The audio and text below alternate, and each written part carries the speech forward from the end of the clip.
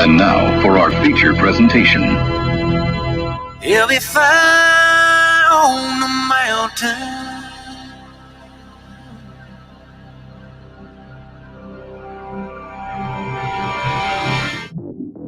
JB and Darren on the JB and Goldwater Show. Line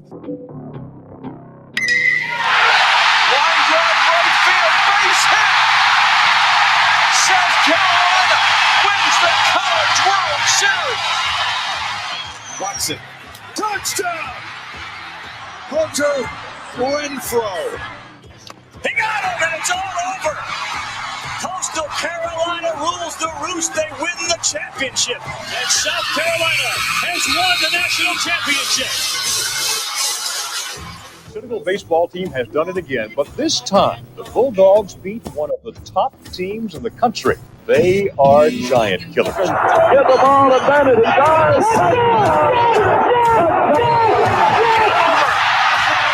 Gamecocks are in the Final Four.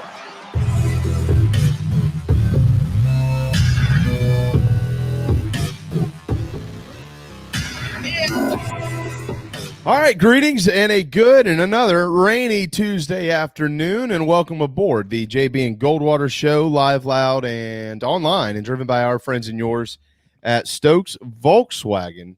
Find them at stokesvw.com. We, of course, are very proudly presented by Motley Rice. Find them at motleyrice.com. Causes, not just cases. Make sure you've downloaded the JB and Goldwater app. It's free, and you can always head to jbandgoldwatershow.com as well. Follow us on social media at JB and Goldwater, individually at Sports Media JB and at Darren Goldwater. The Share Healthcare chat lines are available. If you'd like to comment there, please do so, just like Craig has done and Adam has done. And I think I saw this correctly a little bit ago. Adam has been waiting on our program for about a half hour, so we appreciate that. Certainly. Yes, I did, Craig. I found a razor this morning. It worked. And I utilized that to my advantage because my skin was getting a little itchy. All right, Mike Morgan ahead at 12:30 today. He called the Kentucky victory over Chattanooga this past Saturday up there in the Commonwealth. We'll get his thoughts on the Wildcats and preview Kentucky and the Gamecocks with one of the great voices in the sport. He obviously has seen plenty of South Carolina as well. He's actually going to be on the call of an ACC game coming up on Friday night, Virginia and Wake Forest. That's going to be on ESPN2, not on the SEC network, just so you all know. But we will talk to Mike with or about Kentucky, and then also a lot about what's happened in the SEC, in particular, Bama and Florida, Georgia, and just how good they are. A big one coming up this weekend, Arkansas and Texas A&M. And how about Auburn losing by just 8 points up at Penn State? Keith Allsep, host of the Locked on the Gamecocks podcast, ahead around 1:20 today as well. And we'll fuss and discuss with him. Shane Beamer will be on the podium about 1:15. So his comments we will certainly make a part of our program. Clemson's got problems. We're going to start off with them here in just a moment. Tonight, the 2022 SEC football schedule will be released. And I'll tell you in just a minute, I'll give you a little bit more detail on that. 7 o'clock on the SEC network. These are always fun, of course. And they can make money. So that's why they put them on the air in the middle of the season the year prior. Got some NFL notes to pass along and much, much more. But first and foremost, good afternoon to my counterpart and my friend, Darren Goldwater. I think it's funny. It's like when the Carolina baseball schedule, the SEC released their baseball schedule. Like baseball season feels like it's 12 years away, as does next college football season, seeing as we're 3 weeks into this one. Great. Throw out a schedule, do something, make some money. Speaking of throwing something out, I've been working hard on the Android app. As many of you know, it's been in and out of that Google Play Store through the last couple of months. I think, and I'm optimistic enough that I'm saying this, I think we're on the path to that thing being back in the Google Play Store much sooner rather than later, I think.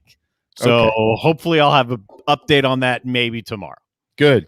That's Darren's side of things. I have generally no idea what is ever happening over there. So if you have complaints about anything to do from a technological standpoint, complain to Darren Goldwater. You see him right there on the show. Before we get into Clemson and start getting into some of the schedule stuff and things like that, kind of want to remind anybody who may have forgotten, but if you went through it, you did not forget that it was 32 years ago tonight that this happened. If you're watching Hurricane Hugo making landfall in McClellanville, South Carolina, everybody says Charleston, but it was north up there in McClellanville. And I remember this like it was yesterday. Golly, I remember it so vividly. It's crazy how when you go through an experience like this. I'll tell you a quick story, Darren, and for those of you that remember Hurricane Hugo, if you got a story to pass along, do it right there on the Share Healthcare chat line, sharehealthcare.com for affordable healthcare. I remember when we evacuated and we were supposed to be going to Asheville and we couldn't get there. The traffic was so bad getting out of town. And this is long before they came up with hurricane plans to reverse lanes and all these things. 526 wasn't built. And so we only got to Columbia and had to stay with some friends in Columbia. And I remember in the middle of the night sitting on the front porch of the house we were staying at through the eye of the storm. And it was like, there wasn't even a hurricane. It was unbelievable. And then we heard it start cranking up and a tornado went right by the house. We could hear, it sounded like a train about to come through the house. And luckily it missed us. My dad stayed, and my dad and his friends back in the 80s, he wasn't much different from many people. So they just got a couple cases of Budweiser and, stuck it out. And but there was a tree in the front yard of the house across the street from us. It wasn't like an oak tree, but it was a tree that was uprooting and about to fall onto the house. And he went out in the middle of the hurricane before it was like 135-mile-an-hour winds with his buddies and backed the truck up to it, climbed up on the tailgate, hooked a train around the top, and pulled the tree over to the other side. My dad did. Just a fearless man. But when we got home, we didn't have any electricity. We didn't have any running water. It was so hot. I mean, it was the strangest few months of weather around here because that Christmas it dumped like 8 inches of snow. And but when we got home, we didn't have any electricity or anything like that. So my buddy's dad around the corner went driving around town. And we used to where I grew up in Mount Pleasant and Cooper Estates. There was an old Walmart on Highway 17. Cooper Estates is right between Highway 17 and Coleman Boulevard. For those that may have a clue, there used to be a bowling alley right there and things like that. And my buddy's dad just went kind of cruising around, and on Houston Northcutt Boulevard in Mount Pleasant, the Baskin Robbins had been built. It's still there today. And of course, they didn't have electricity either, and they were trying to figure out what to do with all this ice cream. So my buddy's dad loaded tubs and tubs of ice cream into his truck and drove it around the neighborhood and gave each family like a tub of ice cream. And that kind of helped cool us off for a little bit here and there. And my uncle drove all the way in from Colorado. Nobody in the area could get anything. So he literally stopped and picked up a bunch of ice and coolers and all kinds of stuff. It was a long drawn out mess, but Hurricane Hugo 32 years ago tonight. And for anybody that went through it, it was tough, but I've heard countless stories. I was not here. This is my father-in-law saying my mother-in-law and my wife rode it out in Somerville. I've heard some of their stories. I know that when I moved down here, I was terrified of hurricanes. Not right when I moved down, because I didn't even know what Charleston was when I moved down. I just moved down for a job. And then I realized what it was. And then I kind of realized, we're like right on the coast here. And then I started seeing pictures of Hugo when there are boats in trees and houses in roads. And that was my first impression of hurricanes, was pictures of what Hugo did to this area. And from then on, it took me years to get over the fear of like watching a wave off the coast of Africa and updating every 3 hours to see where it was. I mean, like, they took me years to get over that. And I mean, that's my impression of the whole thing, but it's not something I want to go through again or ever. Oh. And we've seen it in other parts of the country recently. Yeah. You don't want to go through anything like that. People from time to time around here and everywhere else, right? They'll have these hurricane parties when they see a storm coming towards the coast. They have no idea what a real storm can actually do. Mm-hmm. And you can sit there and party and drink all night all you want to and think that it's all fine and dandy till 120, 130 miles an hour takes the roof off and you don't have anywhere to go. the hurricane partiers there, and a lot of them, they've never been through one. So they don't get it just yet. These little storms, they think they go through a hurricane, but that's not the case. But certainly is something that we'll be thinking about. And if you are in the Low Country and you pay attention to guys like Rob Fowler and Bill Walsh, certainly they were here. Rob was right in the thick of it. Those guys always have some great stories this time of the year when this anniversary comes around. But a lot of people don't recognize it. We'll move on now. But up as you start getting into Allendale, McClellanville, a lot of areas up there with a bunch of trees that are still halfway chopped off. 32 years ago. That's when a lot of that is from, believe it or not. Just never grew back up there, up that way in north of Mount Pleasant. So, all right, 843-321-8893 text line.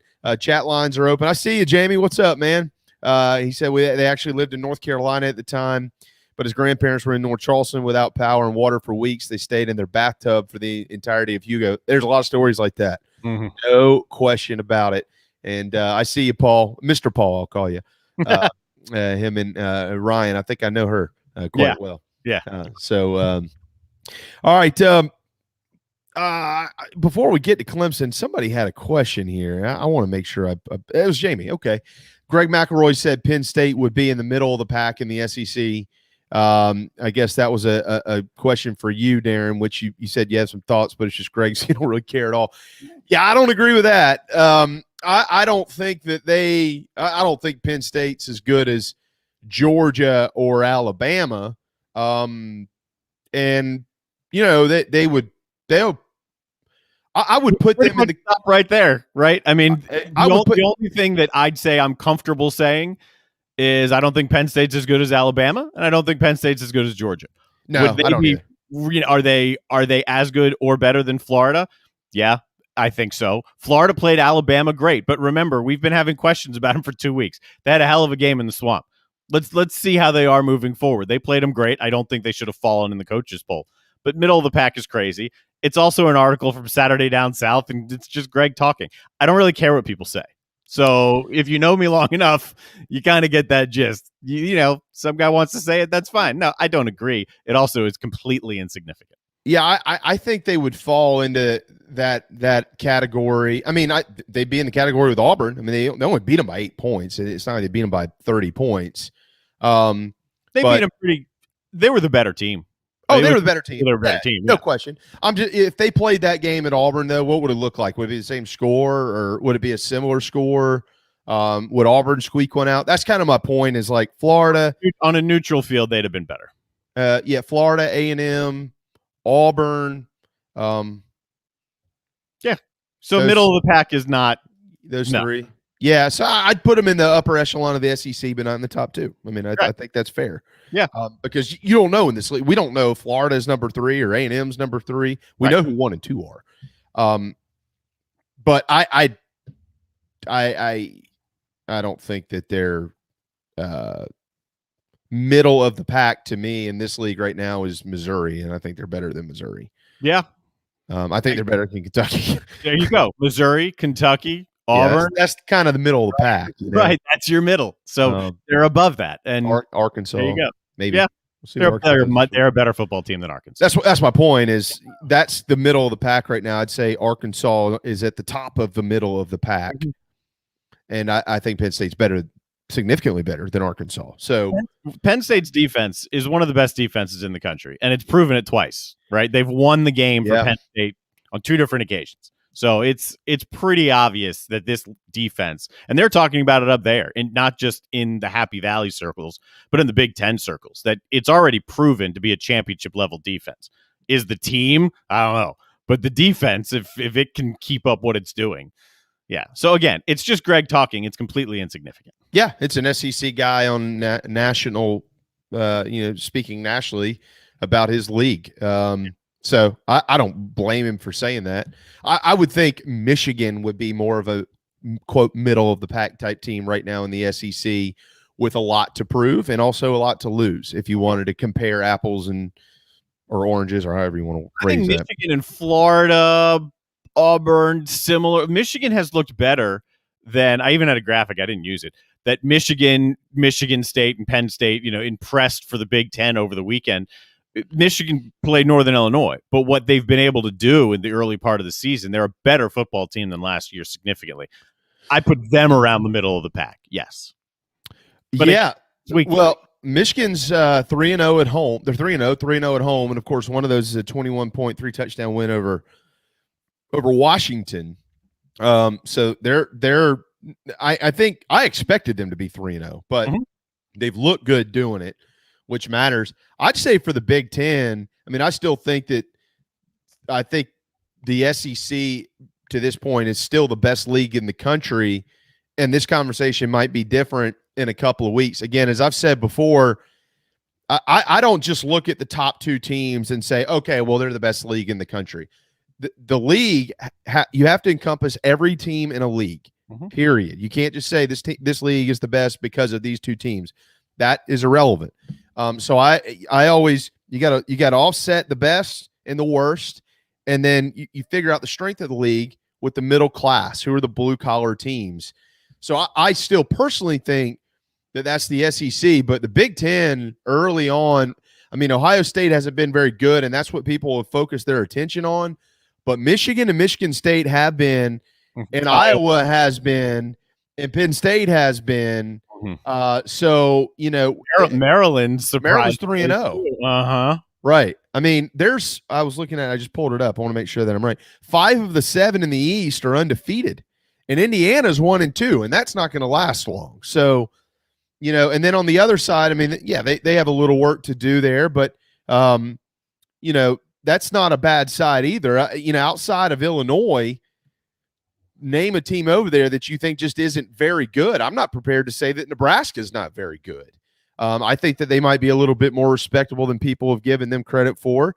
I think the same about Northwestern. Time will tell. Of course, Duke, that was a slaughtering of sorts in Durham, which was a little surprising. Yeah, got run over like a truck. Yeah, I didn't see that coming. Oh, well, against Michigan State at the beginning of the year, Kenneth Walker ran over him like a truck. Yeah, I mean, Western might be in for it this year. They might be. I don't know much about him, but I do like Pat Fitzgerald, and his teams generally get a little bit better. Yeah.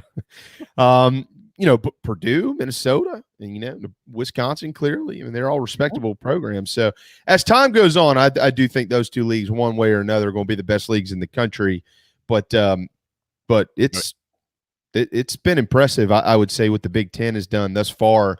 What we would consider coming into the season the middle class of that league, I think it's been really good. Yeah, it's been fun to watch.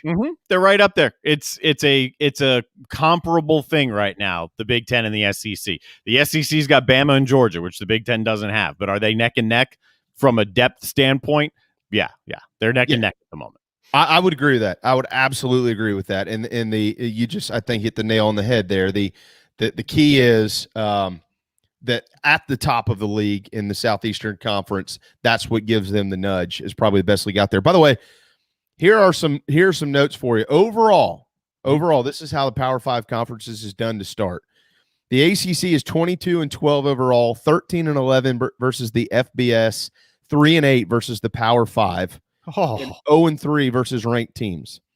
The Big 12 is 23-4 overall, 14-4 versus the FBS, 4-3 versus the Power 5, and 2-2 versus ranked teams. The Big 10, 24-7 overall, 19-7 versus the FBS, 9-5 versus the Power 5, and 3-4 versus ranked teams.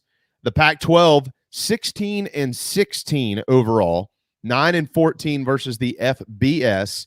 The Power 5, they're just 3-9 against, 2-2 versus ranked teams. And the SEC is 30-6 overall, 22-5 versus the FBS, and 6-4 versus the Power 5, 3-1 against ranked teams. That is the SEC thus far. So, obviously, you say FBS, you say Power 5. It depends on who you play. I mean, Kansas is a Power 5 team, but they're not any good. But those numbers, when you kind of encompass them all together, they kind of all stand out, and it tells you exactly what we just said. Essentially, it's the SEC and it's the Big Ten. And I was a little surprised. The Pac-12, I thought it had a better start to the season, but not really. Yeah, it was the start. It was the start, and then it's kind of trickled down. The ACC has 2 undefeated teams after 3 weeks. That was a little eye-opening when I put that thing together that we'll talk about with Mike Morgan with Wake Forest and UNC, or Wake Forest and Virginia. Wake is one of 2 undefeated ACC teams. That's it. You know who the other one is? I do. Boston College. Boston College. It's crazy. Not Clemson. And Clemson's got a tough one this weekend at North Carolina State. And they got some more issues to deal with. Lynn J. Dixon has officially entered the transfer portal, reported by Grace Rayner this morning with The Athletic. News came out last night that he would be leaving the Tigers program. Tyler Davis, maybe their best defensive tackle, he's out for a couple of months. That's not good for Clemson, and it's a football team that has really struggled to run the football dating back to last year, and now they're losing the guy who was their projected starter, Darren, throughout the season. It has been pretty crystal clear, regardless of how much anybody wants to disregard this comment, that the inner workings of that running back room have not been good lately. There have been issues amongst personnel and coach CJ Spiller, maybe the best running back ever at the school, who obviously is a running backs coach, and Lynn J. Dixon, who, you almost have to wonder if he – Dabo Swinney said, about a week ago that he needed to, quote, grow up. Mm-hmm. And what I almost wondered, and we'll need to probably get with Grace soon and maybe see if she can expand on this a little bit more. I don't know that we'll ever get an official word of it, but did he just feel entitled? He's been there a while and he's a great player. Did he? And this happens. Do guys just feel like, well, so-and-so's gone. It's now my job. And that staff was like, well, no, you're going to earn it. And he just didn't want to. I don't know. I'm not trying to throw stones at this young man. I don't know anything about the situation. But here's what I do know. It's a program that's got offensive issues, and they just lost a guy who they thought was going to be one of their best offensive players. And their offensive line has struggled as well. Right. I think we start with the offensive line, and it's a very different conversation from the offensive line conversations that we have with South Carolina. So let's separate the conversations completely without saying, one here, we're talking 2 different things. We're at 2 different levels here. The frustration is evident. Brockhorst, the emotions yesterday, I thought those were good.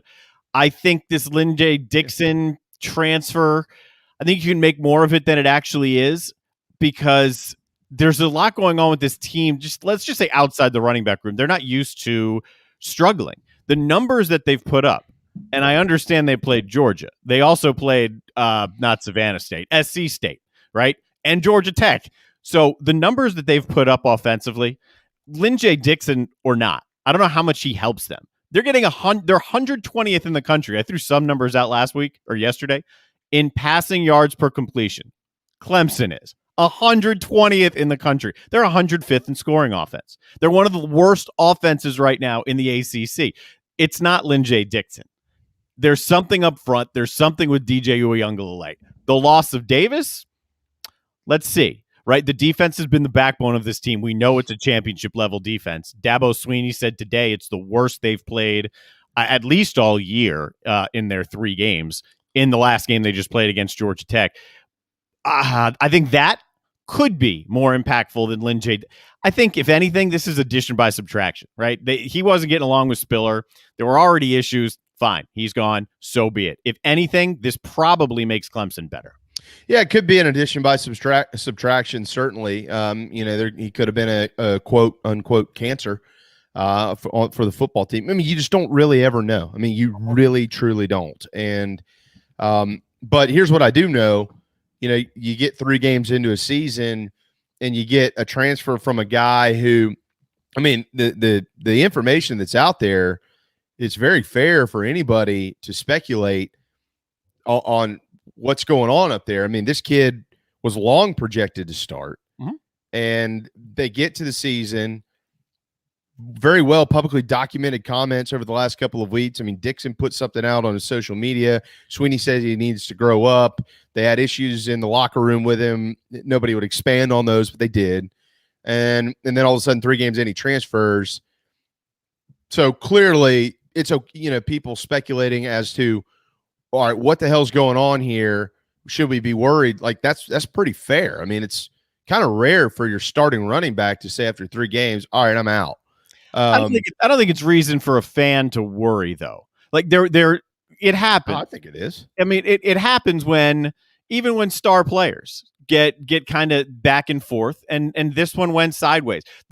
If the coach if he's out there making public comments about it, this wasn't a new twist. This has been happening for a while. And if the coach is out there making public comments about it, it's a problem inside that locker room more than, in my eyes, it's not the coach's issue. It's more this guy needs to be out of the locker room, because what's going on, if the coach is out here saying something publicly, what's going on is pretty bad behind the scenes. So it's very easy for me to believe this is probably best for Clemson, who needs to fix things offensively. They need to fix things mentally, right? Effort wise, they've said that. It's probably best that this is not in the way. It's not a roadblock anymore. I hear you. I don't disagree. I would counter your point though with this. Dabo Sweeney said today he was absolutely surprised that Lynn J. Dixon chose to transfer. If he was that big of a deal, you'd think that somebody would have initiated that from the staff standpoint and said, we're going to move in a different direction and we'd like you to transfer. But he said today publicly, it was a surprise. We wish him well. And so I don't think they were expecting this outcome. So even though I agree that I think there was a problem, I don't think the coaches necessarily wanted one of their best players offensively to leave the program. No, I think, it's similar also to just a matter of depth. We talked about heading into this year, is the offensive line going to be better? And what's the depth going to be at running back? And then in the offseason, there was some hype of Shipley, but it wasn't that he was going to immediately take over because Dixon was there. There is a depth issue there. There is a depth issue at quarterback. There could be a depth issue at offensive line if all these guys are playing and they're not doing their job. Yeah. So it's fair to question depth. I think that's the biggest question that I would fairly ask of Clemson right now. Yeah, well, to their credit, they have a lot of really good players, but they're judged on a different scale these days because when you win national championships and then all of a sudden you lose 2 or 3 games in a season, if that happens, it's viewed as a total failure, which in the reality, it's not. We'll have to see what it looks like moving forward. I know what it's going to look like for us moving forward. Mike Morgan is standing by with ESPN and the SEC Network. He called the Kentucky win over Chattanooga this weekend. Kentucky's going to walk into a very loud Williams-Brice Stadium Saturday night at 7 o'clock. We'll get his thoughts on the Wildcats and a preview of that game and more around the SEC right here on the JB and Goldwater Show, very proudly presented by Motley Rice. This is Mike Mazzell for Stokes Volkswagen on Ashley Phosphate Road. You know what happens when you sell record numbers of new vehicles? That's right, we take in record numbers of local trades. Despite what the news is saying, quality pre-owned vehicles really aren't that hard to find. You just need to know where to look. Stokes Volkswagen on Ashley Phosphate and on the web at stokesvw.com. We've got over 1,200 pre-owned cars, trucks, SUVs, and all at a fraction of the price when new. Every vehicle has been inspected and reconditioned, many with the balance of factory warranty. Best of all, at Stokes Volkswagen, you don't need the perfect credit to get approved for a quality pre-owned vehicle. And we'll take any trade in any condition, even if you owe thousands more than it's worth. Don't forget, we'll buy your car even if you don't buy a car from us. You're going to love our pre-owned selection, I guarantee it. So come see us today at Stokes Volkswagen on Ashley Phosphate or stokesvw.com. Peace and love at Stokes VW. Negative trade equity financed a new loan subject to lender approval. People don't like to get stuck in traffic, stuck in the mud, stuck at work. And 2 others you probably don't think much about, stuck with a big medical bill or stuck with a healthcare program that doesn't fit who you are. Experience true medical freedom with Share Healthcare. More affordable, more options, user-friendly, and biblically sound. You can join right now. Explore a new way to show you care with Share Healthcare. Join us today at sharehealthcare.com. sharehealthcare.com. Wando Power Equipment, the trusted home of Hustler zero-turn residential and commercial mowers. There is nobody more trusted in South Carolina than our friends from Wando Power Equipment. They've been providing elite commercial and residential service for over 30 years. Landscape Services have turned to their selection of Hustler zero-turn mowers like the Raptor, Bigger, stronger, faster, and the most durable Raptor Hustler has ever designed. Located on Daniel Island and online at wandopower.com. Wando Power Equipment, owned by the Price family, the home of Hustler zero-turn mowers, rentals, service, and specializing in family and friendship. You hear me talk about Dog and Duck all the time, and there's no other place I'm going to watch my college and NFL than the Dog and Duck. They have 3 locations, Bell Hall, Park West, and Clements Ferry Road. They have specials all football season long, like $12 pitchers of their own D2 brew, $5 pints of Sierra Nevada, weekly pick'em sheets with prizes, and the best wings in town, bar none. For all your football, college, and NFL, the Dog and Duck, Clements Ferry Road, Bell Hall, and Park West. Motley Rice LLC is a law firm with international reach, but it hasn't lost its Carolina roots. The Motley Rice team fights every day for people harmed by products including asbestos and talc exposure, medical drugs and devices, and also catastrophic injuries and auto recalls, including dangerous Takata airbags. Motley Rice is headquartered in Mount Pleasant at 28 Bridgeside Boulevard. Visit motleyrice.com. Thank you, Motley Rice, for supporting the JB and Goldwater Show and the Big Gamecock Preview Show.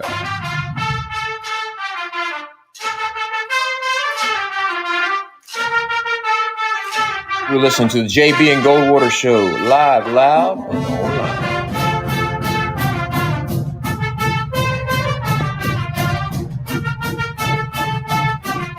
All right, 12:31. Welcome back. It is a rainy, nasty Tuesday afternoon in the Low Country, and I know many places across the state of South Carolina. Here's the good news with all of that. The rain will be out here at some point in time tomorrow, and the cool, fresh fall air enters. Thank the good Lord, Pete. I think the high in Columbia on Saturday is right around 75 or 76 degrees, not a cloud in the sky, and the low that night is supposed to be about 55. Maybe 70 or so at most around kickoff for the Wildcats and the Gamecocks. So certainly very excited about that. Mike should be in here in just a moment, and then we'll be able to fuss and discuss this game and others across the league. There's another really big one coming up this weekend. A&M makes the trek to Arkansas. How good are the Razorbacks? They certainly have a turnaround to be excited about under Sam Pittman. And just we'll talk more about this at the top of the 1 o'clock hour since the SEC's 2022 schedule releases tonight. But Gamecock fans, they'll all understand what I'm about to say. Just when Arkansas starts getting good, guess what? They're on the 2022 schedule in Fayetteville. This isn't a couple of years ago when, oh, good, they hadn't won a game in 3 years. We'll go whip them and come on back home. Nope. Nope. In typical Carolina fashion, they get it turned around, and you got to go visit them. Probably the golden year for Sam Pittman. But all that we'll discuss in the at the top of the 1 o'clock hour. First thing we'll do is go to now Mr. ACC, Mike Morgan, who's going to call an ACC game on ESPN2 on Friday night. What's up, Mike? Doing well, guys. How are you? So I don't need you to say anything. Just quiet. After I say what I'm going to say, I don't need you to say thanks or anything like that. Just move along.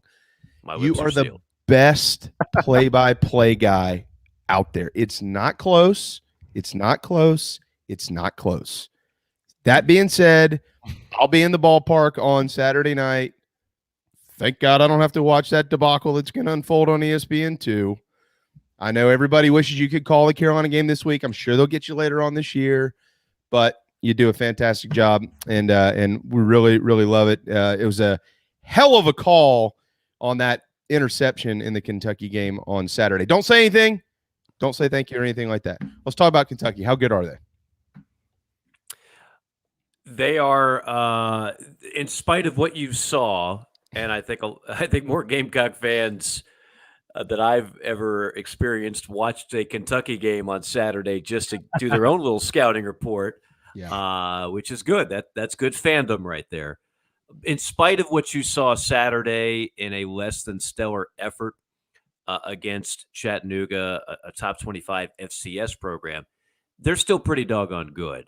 Where I think they are not as good as in previous years, and where I think Carolina can do some damage, is I don't think this is the dominating Kentucky defenses under the 10-win team and the 8-win team when you had guys like Josh Allen, a first-round draft pick, which was who was a hellraiser on the edge. Cash Daniel, who was just a great college linebacker that was an enforcer. You had some DBs that were drafted. Pascal's a nice player, and Square's a nice player.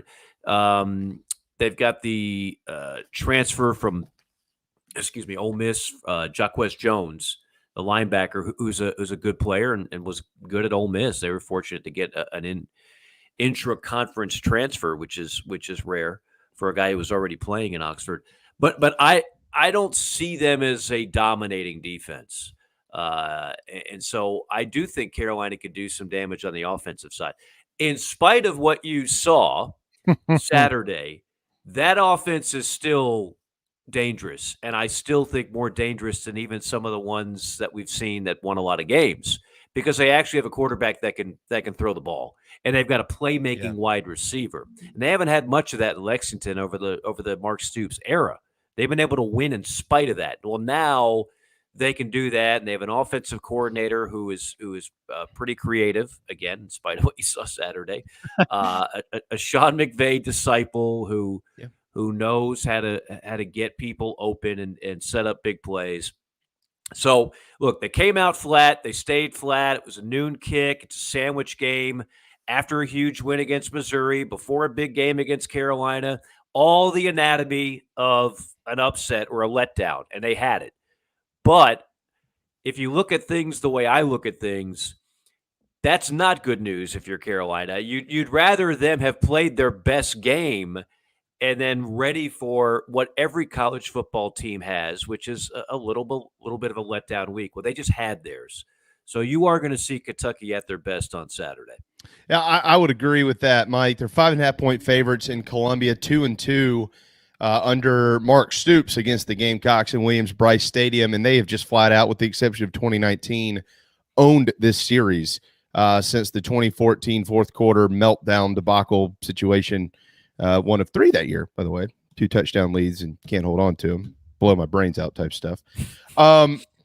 So up front, Kentucky, offensive line, how good are they there? But I'm asking that question specifically because the strength of Carolina's football teams are defensive line, even though Georgia was really, really good this weekend. But that's Carolina's strength is up front on the defensive side of the football.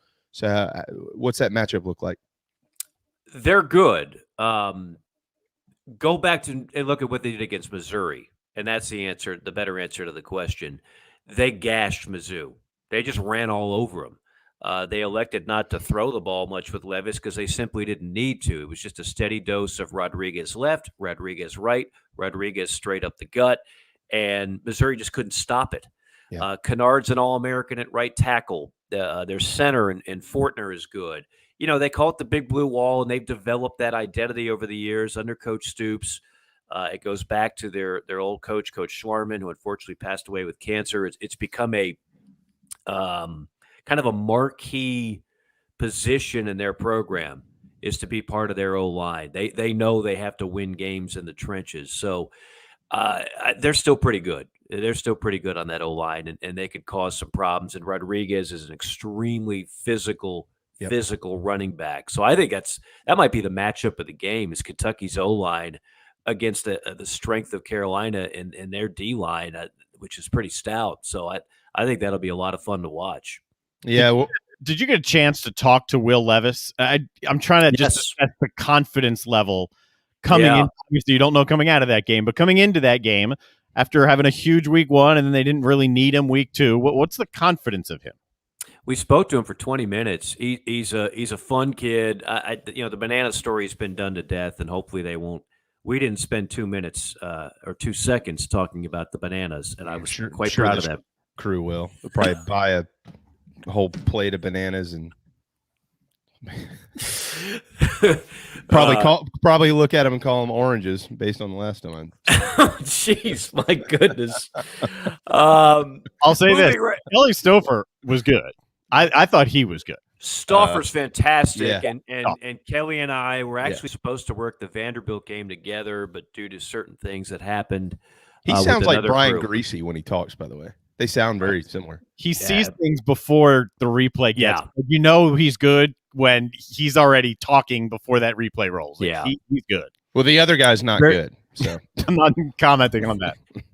Kelly Stauffer's very good, and I've worked with him multiple times, and yes, so you've got a very good good analyst. And Lauren Sisler's a great sideline reporter. I've worked with her as well. Yeah, she is good. So the question about Will Levis, we talked to him for 20 minutes, and he's an impressive young man. Very, very impressive young man, very mature. He went to Kentucky. He's got no ties to the state or UK. He's from Connecticut. And the offensive coordinator, Liam Cohen, was recruiting him when he was an assistant coach at Maine. And for a while there, Levis was only getting Ivy League offers. They didn't see him as a Power 5 type player. And then all of a sudden, he started blowing up. And that's when Penn State got him. But Penn State used him. Do you guys remember Dan Kendra? Dan Kendra was this stud recruit, originally signed with Florida State, went to Penn State. He's this quarterback that was built like Tim Tebow. And basically they just used him as a battering ram. But he couldn't really throw that well. That's kind of how they used Levis. But it's misleading because Levis has an arm, and he's got arm talent. So he has the best of both worlds. So anyway, he realized he wasn't going to beat Clifford for the number 1 job, starts looking for programs, and he knew about Liam Cohen. They already had a relationship, and there you go. A chance to play in the SEC, knew he'd be the number 1 job. He wanted a program that actually ran offense under center, a pro-style offense to get him ready for the next level. The book is out that a lot of NFL scouts don't like kids that just run shotgun every play in college. Doesn't always translate to the NFL. So that's how he got there. And he's an impressive young man, extremely bright, very talented, and a guy that has taken hold of this offense and a leadership role with the program. This is the offensive. How the offense has evolved for Kentucky, I think, is what's so fascinating for me. I do truly think it gives them a chance in the SEC East after Florida. We're going to get to the Gators in a minute with you, Mike, but after seeing what Florida did against Bama on Saturday, I'm not really prepared to drop them out of that 2 slot yet. But, interesting note in this game, just so everybody's aware, Eric Wolford is the offensive line coach for Kentucky. Right. And he, of course, was at South Carolina last year, and this offensive line for the Gamecocks is really struggling, to put that politely. Right. Shane's going to be asked about that in about 30 minutes, and we'll see what his response is. Satterfield will be asked about it tomorrow. Final quick thoughts here on the ball game. Mike, you've seen a bunch of Carolina. I know you hadn't called them yet. I know you've seen them, and obviously you've seen Kentucky up close. What you mentioned one matchup, but summarize how you think this game may unfold based on what we know about these teams through 3 games. By the way, did you catch who the DC was for Chattanooga? Yeah, Whammy Ward. See, 2 Gamecock former coaches going head to head. I thought that I actually mentioned that nugget. So I did actually mention South Carolina in a Kentucky Chattanooga broadcast. See, you're still a hero in the Palmetto State. I think I won a bet being able to maneuver into that. You mentioned what happened in Gainesville. I think it was a strong reminder to everybody that the number 2 program in the East right now, it's not Kentucky, it's Florida. I'm sorry, Kentucky is not going toe to toe with Alabama. They're just not there. Florida has played Alabama to a 1-possession game now 2 straight years, and they did it one year throwing it all over the place, and they did it last week running it all over the place. I think the battle is for number 3 in the East. I thought that going into the season. I think that's still the case. The matchup, I mentioned the one that's most intriguing to me, their O-line versus Carolina's D-line. I think that's very intriguing. I think Carolina can score some points against Kentucky.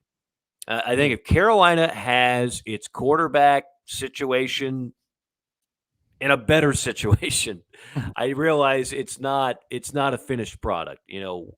Hopefully what you see from the Gamecocks under center in week 8 is better than what you're seeing now and more consistent than what you're seeing now.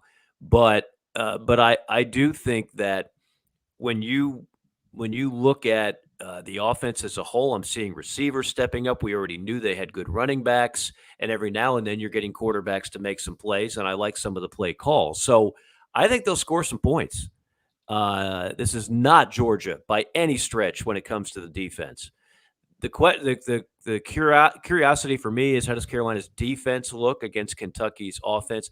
My personal opinion is this is going to be a close game. You mentioned the point spread. I'm not surprised Kentucky is favored, but I do think this will be a close game, and I think this is one of those swing games on a very daunting SEC schedule for a team that's going to be outmanned in almost every game they play in conference. This is one of those you can steal, but things have to go your way, and you have to play your A game, and we all know that. But I would say it's a winnable game, although most people won't give Carolina much of a shot. Yeah, Clint, I see it. Sherrod Green, that injury is just heartbreaking for that kid. He's had issues, no doubt. Mike Morgan, ESPN SEC Network. He'll actually be on the call Friday night. Friday night football fans, turn on ESPN2. Wake Forest and Virginia. This is actually a pretty darn important game. It is in the ACC, Mike. The thing I love about you guys, and I know so much of your audience, I mean, we're all college football junkies. You have your favorite team and you live in that bubble to an extent, but what's the beautiful thing about doing the Friday night game, it's the only game on town, okay? Yep. We will get nearly 2 million people watching this game. That is more than almost every game you'll see on a given Saturday, with the exception of a couple. Andy Staples wrote a great article about a month ago about the 4 million number. If you hit 4 million on a college football game, which I'm sure Penn State, Auburn did, and Alabama, Florida did, that's a rarity. And that's that separate. If you get there, there's your marquee matchup. Every other game has its own niche and people surfing and channel surfing and whatnot. Friday night games, if you're like me, just like what we did Friday night with my crew in Lexington, you walk into a restaurant or a bar, there's a TV or multiple TVs. First thing you do, could you put the football game on, please? That's right. Could you go ahead? And we will be the only game in town. And then you add to the fact, you got Wake Forest 3-0, just whooped up on the Seminoles. They've been to 5 straight bowl games. I think Dave Clawson is one of the most underrated coaches in college football, period. And then you look at what, what Bronco Mendenhall did at UVA. A lot of people think that, remember, Bronco played for Oregon State. He's from the West Coast, played the West Coast, coached all those years at BYU. They went to a bowl game every year, won 10 games or more several years the time he was there. And then he just leaves. And he goes to Virginia. And most people in that situation will say, it ain't going to work. You got no ties there. You don't know the area. You don't know the recruiting. It's working pretty well. I mean, the Mike London era was a debacle in Charlottesville. Remember that hire? Oh, yeah. It was celebrated nationally. It was a disaster in reality. And now they're back winning games, and they went to an Orange Bowl a couple of years ago. They're leading the country in passing. They've got a young quarterback who is in Armstrong, who's outstanding. And they've got receivers and running backs. So they're an exciting team that'll probably – both these teams are going to be bowl teams. I don't think there's much doubt about that. But I think both coaches, I'm intrigued by that storyline as well. So it'll be a lot of fun, and looking forward to working with Andre Ware and Paul Carcaterra. It's a terrific crew to be a part of for a Friday night game. I'm kind of anticipating this. I'm supposed to see him on Friday, but I'm pretty sure I'm going to be watching this game with JC in Columbia. Hey. Oh, cool. So we'll tweet at you. Oh, Jason. Nice. After a 12-pack, JC's tweets get more and more interesting. Oh, yeah. Maybe we'll text then. We'll just be a text. Yeah, be careful what you tweet. By the third quarter, JC might make me a little nervous. No, that's awesome. The prodigal son returning back to the capital city. Yeah. When he was here in Atlanta, there is a Gamecock bar in Buckhead, and he would routinely go down there, and Gamecock fans would all huddle around. So JC made his presence known when he was in Atlanta. I'm sure he's doing that in Chi-Town, but you get JC back in Columbia, all bets are off. That's going to be interesting. He's got a legend in Columbia. Oh yeah. Yeah. BigSpur.com. Come on. Yeah, I mean, Big, he is the brings Big Spur. He's the Big He Spur. is the Big Spur. And he's got Tony Morrell, his right-hand man. Yeah. It's funny, quick story. You guys know Tony, right? Have you had Tony on the show? Yeah. No. No. We probably need to. I mean, you got JC, but he's probably the only guy from there we haven't had on. Yeah. Well, he does really good work. But I remember years ago, there was in Columbia when I was doing my thing, there was a guy named Rusty the Rooster who used to go on with Phil Kornbluth. I remember him. And Rusty would just say anything and everything. It was very entertaining. And Phil, and then he had another guy from Clemson that would, do the same kind of routine, and he would call them the insiders. And, at the time I felt like, there you go, Tony's his fraternity brother. Craig knows everybody. Go Sig-Ep, Fidel, whatever. Yeah. Whatever it is. Hey, by the way, real quick, not to interrupt you, but so Craig's cousin, Mike, very well because you used to call his games. He was one of my roommates at Carolina, Nick Godwin. Oh yeah, of course. Yeah, the former righty who could really hum it in there about 89, but he knew how to get you out, and he would balk every time he picked you off. Yeah, small world. Yeah, small. Ron Polk, literally after they beat Mississippi State, you remember you called the series at the Sarge in 08. Ron Polk walked up to him, tapped him on the butt afterwards, and said, "I know you balk every time, but it's a hell of a move." Nice. Whatever it takes, man. Anyways, continue. Whatever it takes. Well, I was just saying that. So Tony Morrell reached out to me, and this is before anybody knew who Tony was. He was transitioning from a job in like computer something or other to doing what he does now. And I said, look, he wanted to come on the show once a week. And I said, I'll do it. I'll give you a shot, but I'm not calling you a Gamecock insider. I said, I don't need anybody to give me inside information. I call games for the program. I've got some pretty good inside scoop myself. He said, no, that's fine. And we had him on and he was great. And then he just moved up the ranks, then joined forces with JC, and the rest is history. Dude, I really want to ask you about this A&M Arkansas game, and I want to ask you about Auburn. But before we get there, speaking of going back in the tank, can we find some raggedy old man and bring back Leonard's Losers? Was anything better than Leonard's Losers? Didn't his son try it? I don't know. Did he? I thought maybe when Pops, I think, passed away, I think maybe son tried it for a little bit, but it didn't. Yeah, it didn't take off. Dude, I remember my uncle yelled at me because I spit my root beer out in his Tahoe because he called the Vanderbilt Commodores the commode doors, and I had just never thought about it and heard of it. So I spit my root beer, and my uncle got mad at me. Yeah. I think Spurrier used that line too when he was at Florida, and they used to whoop up on Vandy, if I'm not mistaken.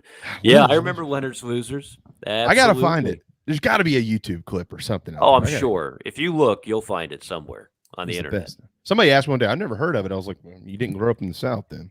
Yeah. You don't know anything about for what, 10 years, 12 years? Probably at least. Yeah. It's been a while. I haven't even heard of it in a long time. Yeah, it was so good. All right, so A&M and Arkansas. I thought last weekend, careful, Arky. You get this win over Texas. You got A&M coming on CBS. You got Georgia Southern. You'll beat them, but just don't fall flat, kind of like Kentucky did. And they didn't. They went out there and thumped them.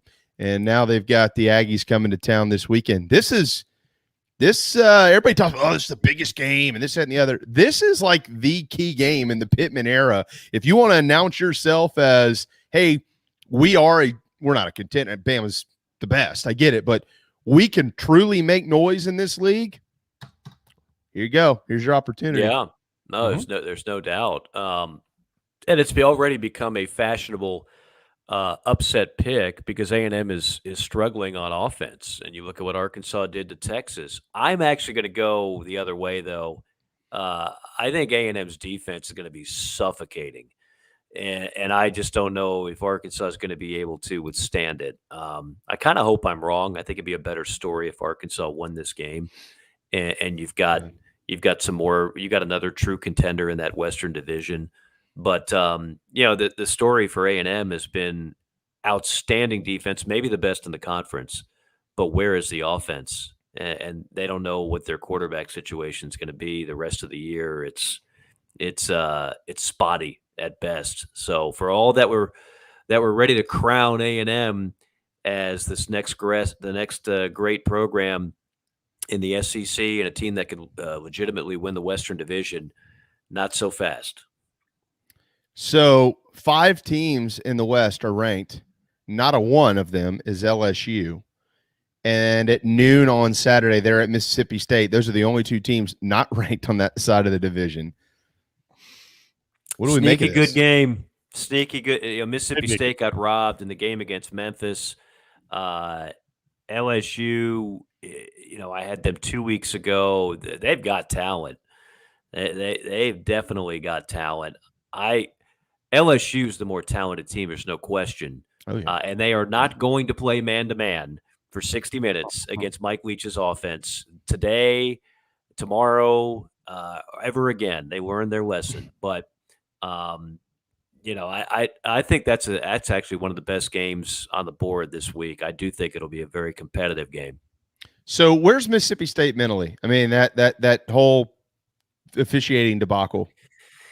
The good thing for those players is that Mike Leach is such a laid-back overall guy that if anybody can just – because sometimes if you see your coach is if his chili's running hot and he's all stressed, then that transfers to you. And you react that way. I don't think Mike Leach is like that. He'll shrug his shoulders, say a few funny things at the conference today, and then they'll move on. You sell the fact that it's not a conference loss. This is a conference game. I mean, Mississippi State wasn't going to the playoff anyway. So every one of their goals that they put out at the beginning of the year, they're still in play. You're still competing for the Western Division title. You're still trying to beat teams that you didn't beat a year ago. You're trying to beat LSU back-to-back years. When's the last time that happened? That's a little fun nugget I'd love to know. The last time Mississippi, they play every year. Last time Mississippi State beat LSU in back-to-back seasons, I'm guessing it's been a long time. Maybe the Jackie Sherrill era, maybe? That would be my guess. I'll effort that. Yeah, because that's when they were good, and that's when LSU is suffering through, Curly Holman and Jerry DiNardo, and there were some questionable hires in Baton Rouge. So that'd be my guess. So there are 2 undefeated teams left in the ACC. One of them, you have the game Friday night. It's Wake Forest. Right. They're on the road at Virginia. The other is whom? Undefeated in the ACC? Yep. Hold on. I do know this. Here you go. Well, okay, so it's not Clemson, it's not Florida State, it's not Miami. North, Boston College. BC, that's right. Yeah. That's right. But they got a quarterback. But will they be Saturday because they welcome Missouri to town? Yeah, that is an intriguing game. That's sneaky, isn't it? I know JC's a huge fan of Coach Hafley. And again, they've got a quarterback. So when you've got those two things, you can win games in college football. Need a quarterback. Because once you get past the elite, and the elite this year doesn't seem so elite. When you look at what Alabama, Clemson, Ohio State, Oklahoma, how they've looked thus far, they don't look that elite compared to normal years. But once you get to that next tier, like the difference in talent between one and the other, it's usually not massive. So whoever's got the better coach and quarterback is going to win a lot of games, even though they're less talented. Well, BC, the quarter Jerkovich, he's hurt, right? He is. He is hurt. You're right. So I don't know who their backup is. I don't know, but it ain't Connor Bazelak. Missouri's a 2-point favorite, and you wonder what that spread would be if the Jerkovich kid would be in there. They got to go to Clemson next week.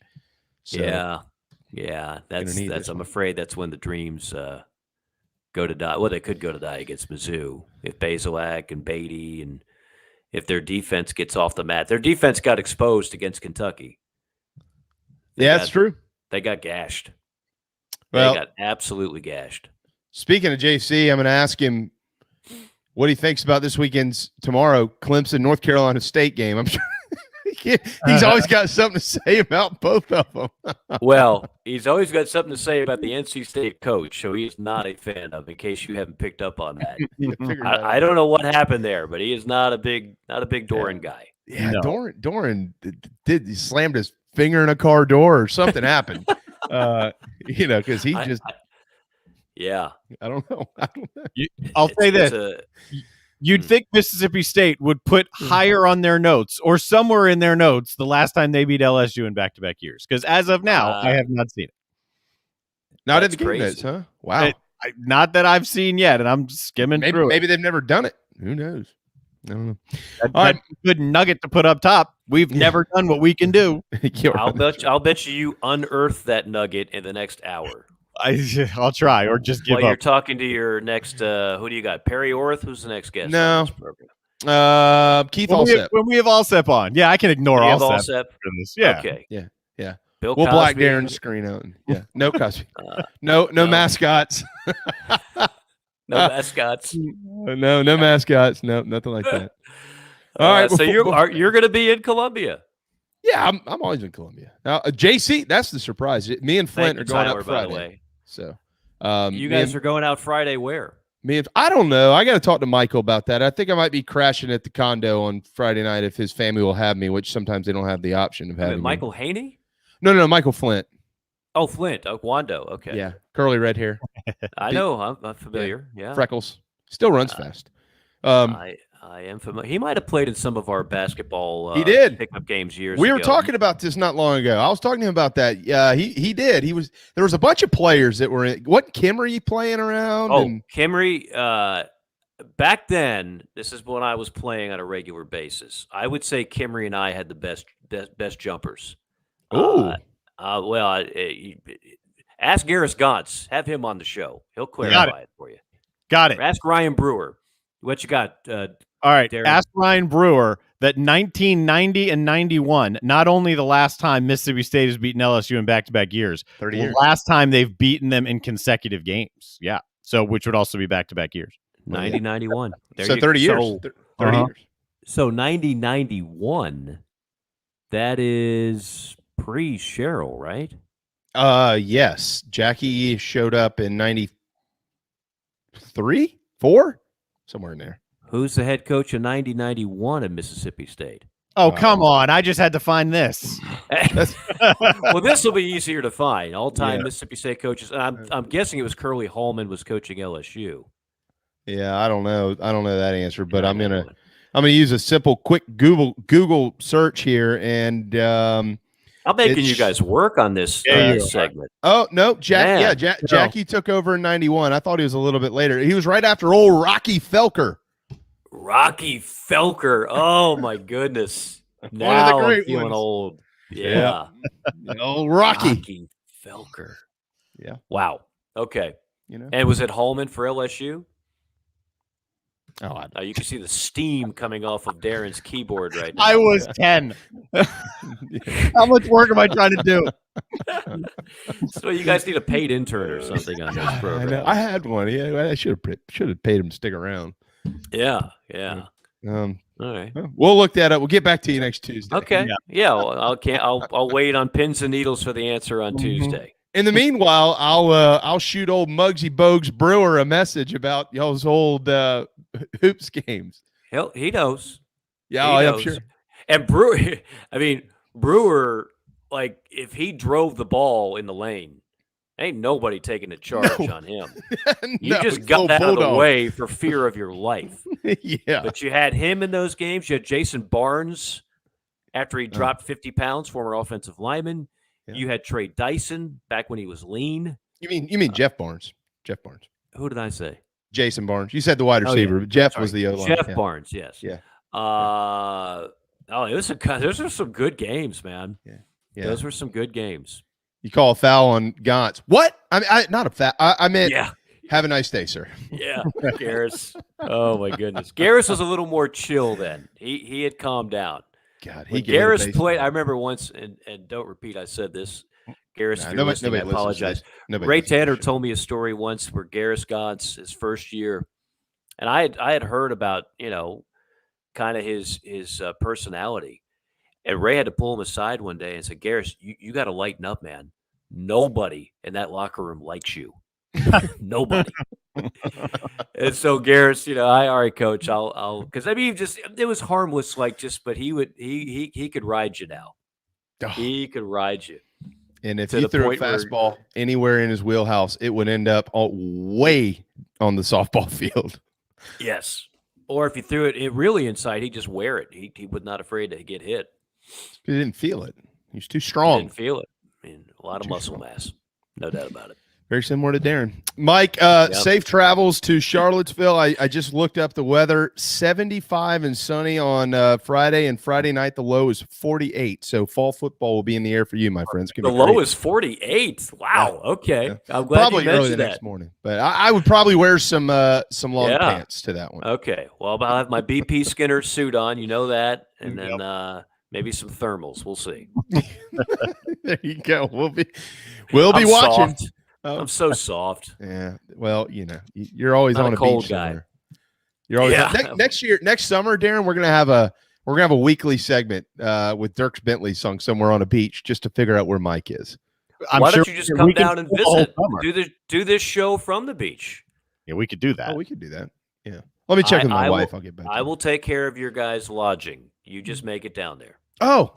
Never mind. I don't need to check with my wife. I'll be right. What's the address? Okay. West Palm Beach, my friend. Just drive south. It's off 95.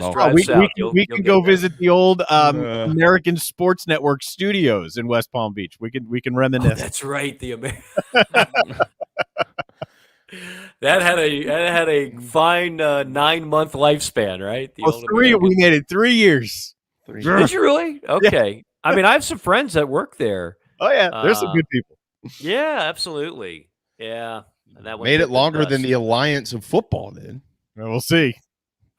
Yeah, or the XFL the second time. Yeah, and the first time combined. And the first time, yeah.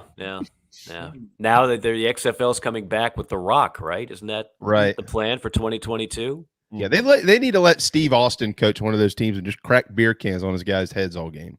That'd be fun. That'd be good. That would definitely be good. Yeah. All right, we got to probably crack a break here. We got guests and Beamer and all kinds. Am I allowed to say thank you now for the kind words? Can I give a delayed thank you?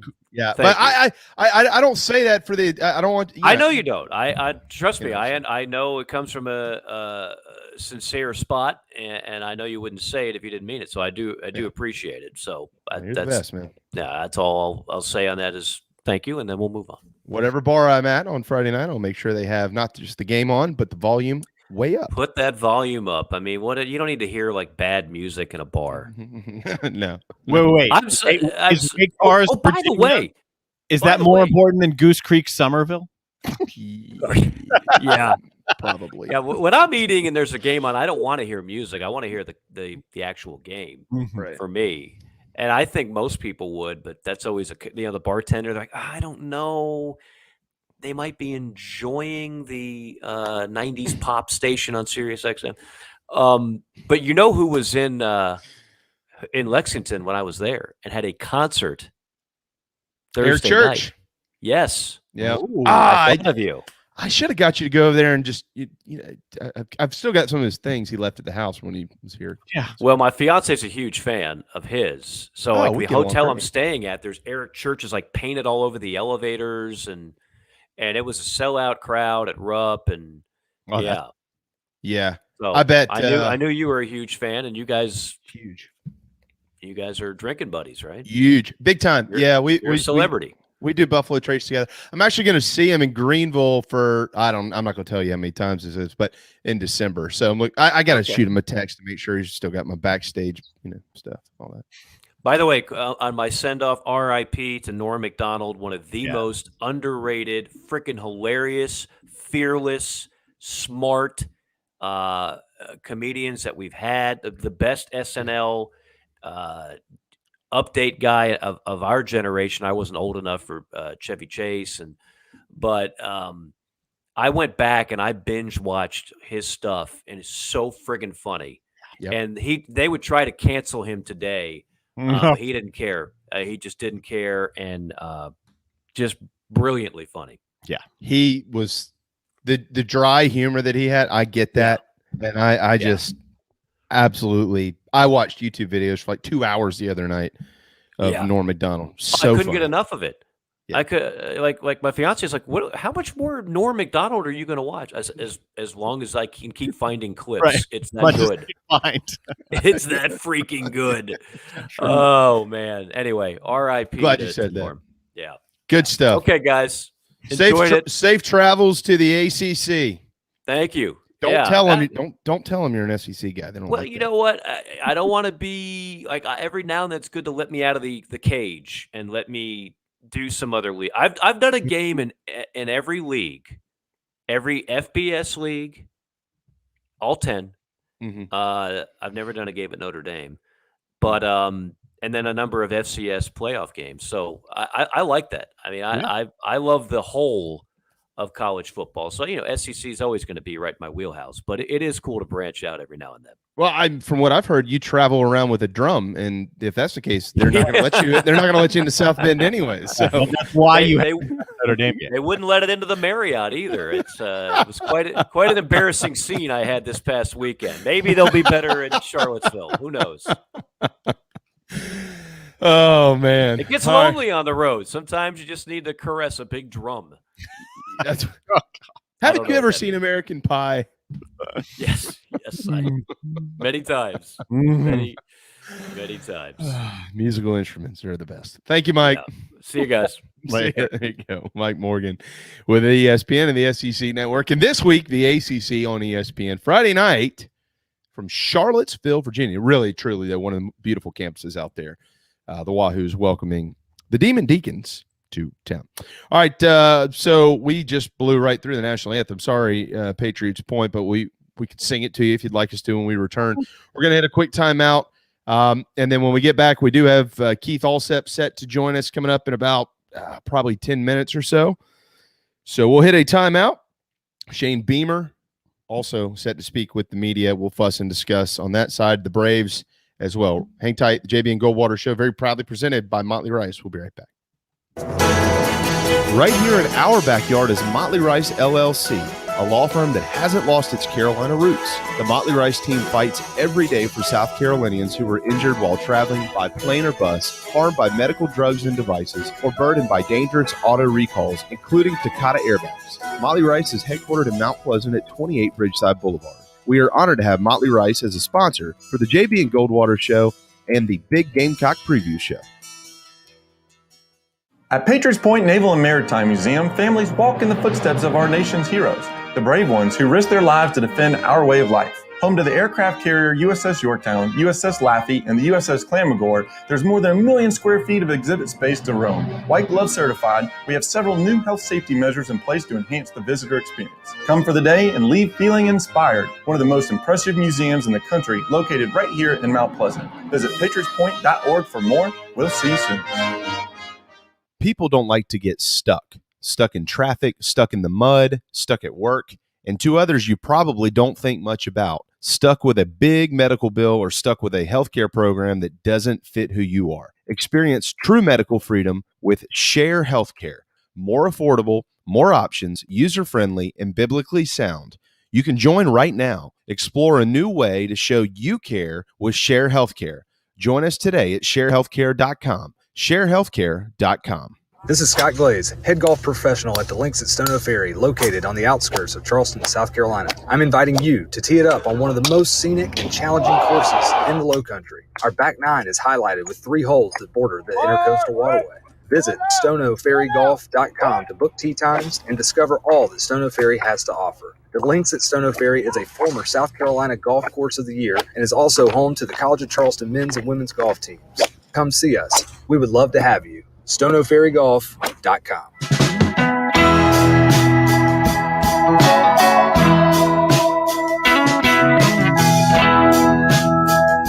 What's up, everybody? This is South Carolina singer-songwriter Patrick Davis, and I might live in Nashville, Tennessee now, but guess what? I can always keep up with the news back in South Carolina because I've got the JB and Goldwater Show. Thank you, JB and Darren, for being live, loud, and unlocked.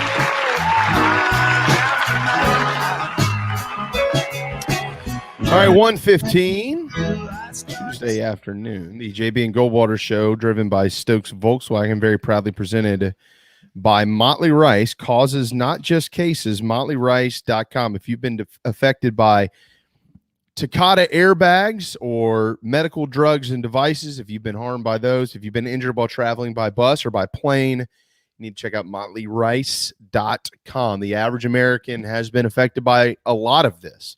MotleyRice.com for more information on that. Causes, not just cases. Again, MotleyRice.com. All right, so Shane Beamer is at the podium addressing the media, and we're going to get to him here in just a minute. Some of the comments that he'll have to say. Obviously, a lot of question marks surrounding this offense. I did want to pass along that next year's schedule, again, it's going to be complete tonight when the SEC releases the 2022 football schedule.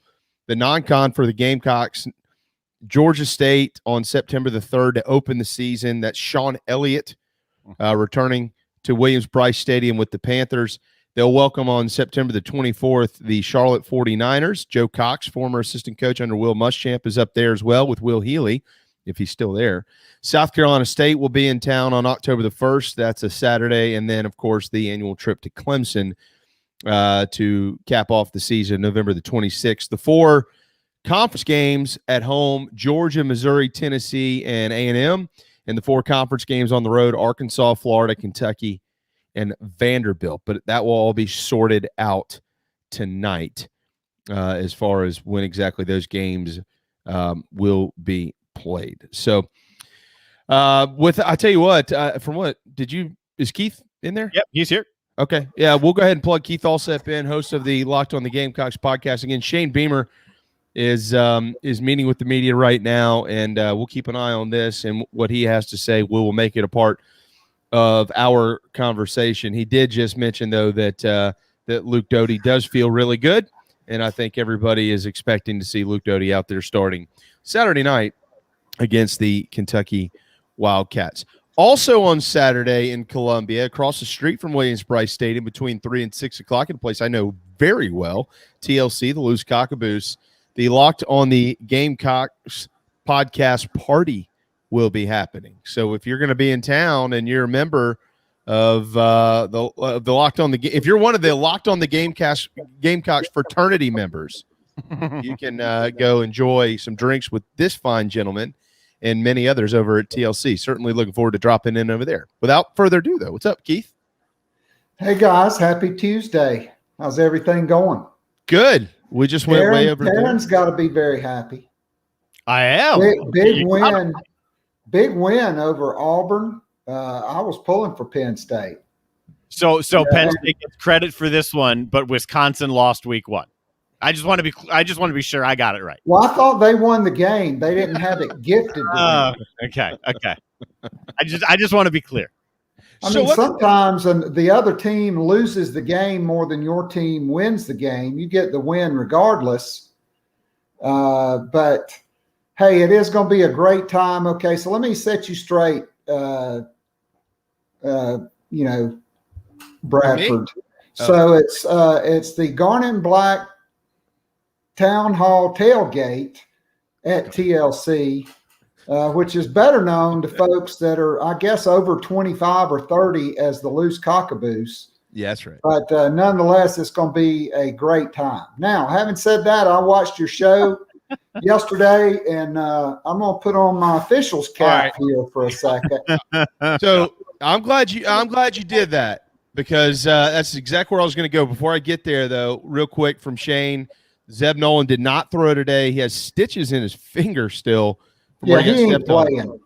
No, he's probably not going to be able to go. And Cam Smith did practice today, and he is 100%. So he's ready to go. That's according to really good news. To Shane Beamer. Xavier Leggett, by the way, questionable this week, was in a traffic accident last week. Nothing major. Did he even travel to Georgia? I don't think he did. So no, he did not travel, and apparently that's why. Probably time for old Xavier to move to safety. Quite frankly. All right, so we'll get to Kentucky and South Carolina here in just a minute. All right, I actually want to start. I do want to talk some officiating with you. Keith is an official. In addition to so many other things, he bags groceries at the local store. HEB. He serves fried green tomatoes at the local cafe. He'll fill your gas. He hosts a great show. All these things. So, but let's start in the Auburn Penn State game with the targeting penalty on the goal line. Oh, I thought you were going to go. So you're not going to like this answer, okay? That guy is considered a defenseless player. I understand the guy dove at him. Yeah, but how are you supposed to make the tackle? That's my question. Let me finish, okay? He dove at him, and he hit him in the head, whether he meant to or not. And they are going to call that every time because that is a player safety issue, and the call on the field was confirmed. And it's unfortunate, but you can't dive for a guy when he's laid out and hit him in the head, whether you mean to or not. Player safety is paramount because of 3 letters, ALS. Okay, we've seen it, what it is, what it causes. CTE, okay, are 3 other letters. And so they have to call it. They're going to call it anytime they even think that it's potentially a targeting or it was not a launch. It was not a crown of the helmet.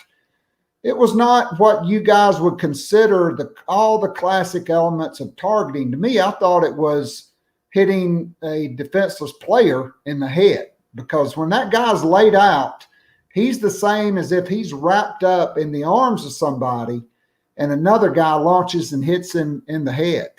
And so that's why they're going to call that. Whether fans like it or not, that is going to be called every single time in any league in the country. And if they don't catch it the first time, somebody's going to be reviewing it and saying, hey, you probably need to stop and review this play for targeting. So I hear you. I understand it. No, don't take your hat off. You look better with the hat on. I don't like it. I don't like it, and here's why. They don't care whether you like it or not. No, I understand that. Just hold on. Just hold on, Mr. Official. Hold on. What are you supposed to do? Like, what is a player supposed to do there? He's diving for the end zone. You have a chance to keep it from crossing the goal line. What's the alternative? Don't hit him in the head or make a play before he leaves his feet and becomes a defenseless player. So those are the options. So, and if you hit him in the head, I'm calling it every single time. Okay. All right. So let me ask you this. That's where I am. I'm on the sideline. I'm the H. I'm the guy with the H on my back, which, by the way, the head linesman is the most important official on the field because he's in charge of marking off every penalty, knowing what down it is, all of that stuff. It's critical. Those guys on the sideline are critical. And like it or not, either make a play before he leaves his feet or don't hit him in the head. All right, so let me ask you this question. That y'all correct me if I'm wrong here. That did happen in the second half, right, of the game? Believe so. Yeah. All right. So he's out for the first half. I don't agree with that either. That's Keith, we can all agree here. He was not targeting that guy, trying to hit him in the head. He was trying to stop the kid from crossing the goal line. How can we at least remedy that side of this where, okay, you're out for the game, but you're not out for next week? I agree with that. And there is a rule in the rule book, but because of video review in college, in high school, we can say, well, I don't really know. I mean, it didn't meet all the elements of targeting. We can call a non-flagrant targeting in high school football. It's 15 yards. It goes down just like an unsportsmanlike. And then the next time, whether intentional or unintentional, the guy's out of the game because we don't have the benefit of replay, except like, one game a week or the state championship games. There's no, replays not at every high school game in Texas, although probably won't be long until it is. Yeah, because they play in But, dome especially, stadiums. yeah, like at Westlake and Lake Travis and Cedar Park and Crazy. all the 6A schools south, up in Dallas and Houston, all these big places. Mm-hmm. They're going to have it. So when can you go back? I think it's next year, I believe, but correct me if I'm wrong. When can the rules be adjusted? Because the play on the field was called correctly and indisputably correctly, and the punishment is following the rule book. So when can we get back? Because I think we all agree this idea of maybe a flagrant 1, flagrant 2, a yellow card, as David put it yesterday, one of the guys commenting on the show, and a neighbor, by the way, like a yellow card, then a red card, something like a warning, and then an ejection, and maybe not also out the following week. When can we get back to the rule book and fix that? Probably not until the off season. But the thing is they want to get it out of the game so much that I just don't think you're going to see a reduction there. I mean, they did, but I say that, well, then they added the video replay to every single targeting. It used to just be ejection, whether they got it right or they didn't. Then they amended it to say, well, look, if we're going to eject a guy, we better be right. And so they did. And so now I think it could have been called differently, but because he did get hit in the head as a defenseless player and they confirmed the call on the field, they went with it. I mean, they could have said, unsportsmanlike conduct, hitting a defenseless player, in the head. They could have done that, but they called it targeting.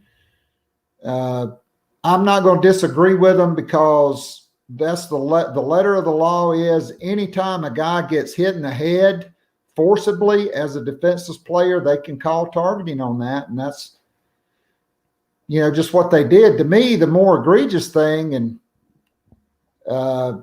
was Mississippi State, Memphis. I mean, the back judge or whoever that guy back there, he's like coming up doing like this. And so everybody that's coming down the field, they're all looking because that guy's right behind the ball. When he does his hands over his head like that and he's trying to stop play, I don't know how in the world you don't overturn that. I mean, to me, that's kind of like Major League Baseball's replay system. That's, that's my buddy, and I don't want his crew to get dinged, and so we're going to, let it go. So what was the official – by the way, Darren, we should just implement this into the show, do some type of officiating segment every week with Keith. I think it's fun. I'm actually learning a lot here. It's making Keith look much smarter than he is. I'm just kidding. So what was their statement on that? What was the official statement as to why that play wasn't stopped after it was supposedly stopped on the field?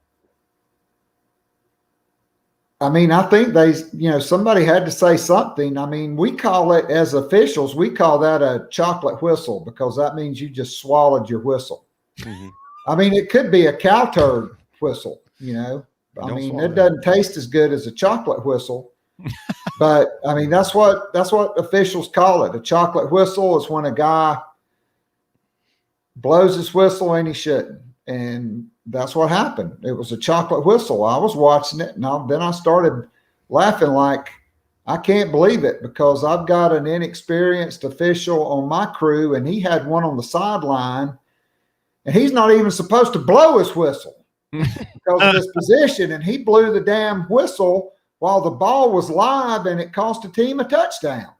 And I'm sitting there and getting it from the coach. I mean, they scored on the next play, so it really didn't matter that much. But in the grand scheme of things, could have cost. And I mean, I've been on crews and I've been at games as a younger official, and I've seen experienced officials blow their whistle when they had no business doing it from a position that definitely they shouldn't have blown a whistle. Well, but they did. They should not have blown the whistle in the Little Giants. That little kid deserved to get clobbered running around in a circle like that. All right, so let's break that play down, though. All right. Whose job is it? We're talking about the Mississippi State Memphis play. That's the back judge. No.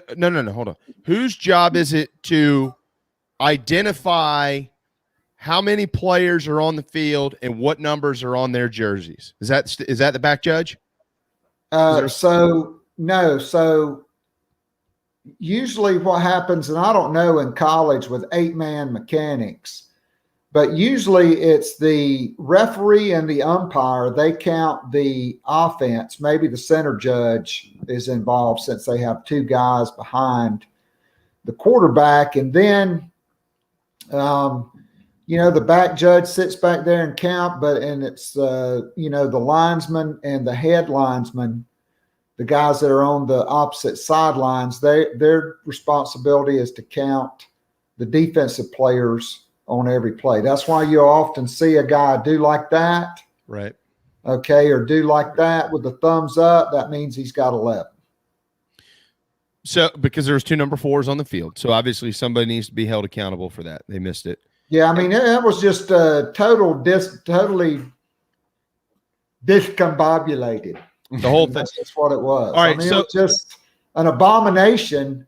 I mean, those guys get paid a lot of money. Okay. But yeah, I mean, when you have 8 guys, I mean, it's different. We have a 5-man crew. Yeah. Okay. My crew. But when you have 8, there's no excuse to have 2 players with the same number. That should have stopped the play before it happened. Mm-hmm. Right. I mean, by the way, in the Florida-Alabama game Saturday, the right tackle raised up before the play, and they actually called false start on the right tackle, and it's the same guy that did it 2 years ago in Williams-Brice. That was but a miss. I digress on that. Yeah. But number one, the play should have never happened. They had 2 number 4s on the field. You have to look for that as well. So the play should have never started. That would have been a dead ball. That's like an illegal substitution for having 2 guys with the same number on the field at the same time. All right. So after that screw up, the ball is punted, and the Mississippi State player basically comes around the football, has a knee on the ground. I saw the snapshot again last night with his hand on the ball. Is he considered down there? Well, I mean, it depends. That's kind of a judgment call. Like if you touch it down, like whoever's back there, right. If you feel like it's down, it's better to pick it up, because then once you pick it up and hand it to the official, it's definitely the play is over. Yeah. And so, but usually when the guy touches it, the play's supposed to be over. If he's making a legitimate move to down the ball, the play should have been over. And you see the back judge who's behind the punt returner come in, he's blowing his whistle, you got to think, and he's raising his hands up, and that means everybody that's coming down the field looking at that, they're slowing up, right? Because they see the guy's killing it, and then the guy just picks it up and says, "Well, I think I'll just see what happens. Maybe they'll call it, maybe they won't," and he just ran it all the way, and nobody had the intestinal fortitude or the cojones or whatever you want to call it to continue blowing it dead. And then I don't know what the hell goes on when it goes to replay and they still don't kill it. I mean, why do we have replay? Those guys should be benched for multiple weeks as a crew, in my opinion, because all of those guys saw that. They all saw the back judge blowing it dead, and they also had, let's see, you had umpire, you had the 2 wing guys, and then you had all the deeps, like the side judge, the back judge, and whatever that other guy's called on the other side. You had all those guys back there that are supposed to be looking at the numbers, and they just let it go. I see David's comment there. I guess he played football at, I'm assuming that's Georgia Tech. My special teams coach at Georgia Tech said to never leave the ball on the ground on punt coverage, pick it up and hand it to the referee, which that's where I was going next with this is It was also, I don't know that it was poorly coached or better coached or anything like that, but it was a heady play and a boneheaded play by both players. The young man who put his knee on it and left it on the ground, that is a boneheaded play instead of making sure that they understand you have the ball and it's down. And then the other kid, why not just pick it up and run, see what happens? That happens all the time in football. And let's just see if anybody notices it or not. And they might have noticed it, but they didn't call it. And so he got a touchdown out of that. All right, so let's move on to South Carolina, and then we'll get into the game. By the way, Shane has been asked about the offensive line, and pretty similar response the last couple of weeks. It falls on the coaches, but we'll get there in a minute. Let me ask you about. There's a couple certainly from the game. I'm going to say one that this was the right call, but I wish that some officials would handle it differently. And it was the Josh Van catch where he kind of said something to Darion Kendrick. I don't know what he said. I didn't see him spitting loogies or anything like that. There are instances. DJ Swearinger deserved a penalty in the Clemson game in 2012. Okay, that's the letter of the law. It is what it is. He deserved a penalty. And we see this stuff all the time. For Josh Van going up in high point in a football like that against one of their best defensive players and coming down and kind of turning around and saying something to him, I personally, even though you can throw a flag there because it's the rule, would have rather seen the official put his arm around him and say, don't do that again, and you're going to get 15 yards. What do you think in a spot like that? What would you do?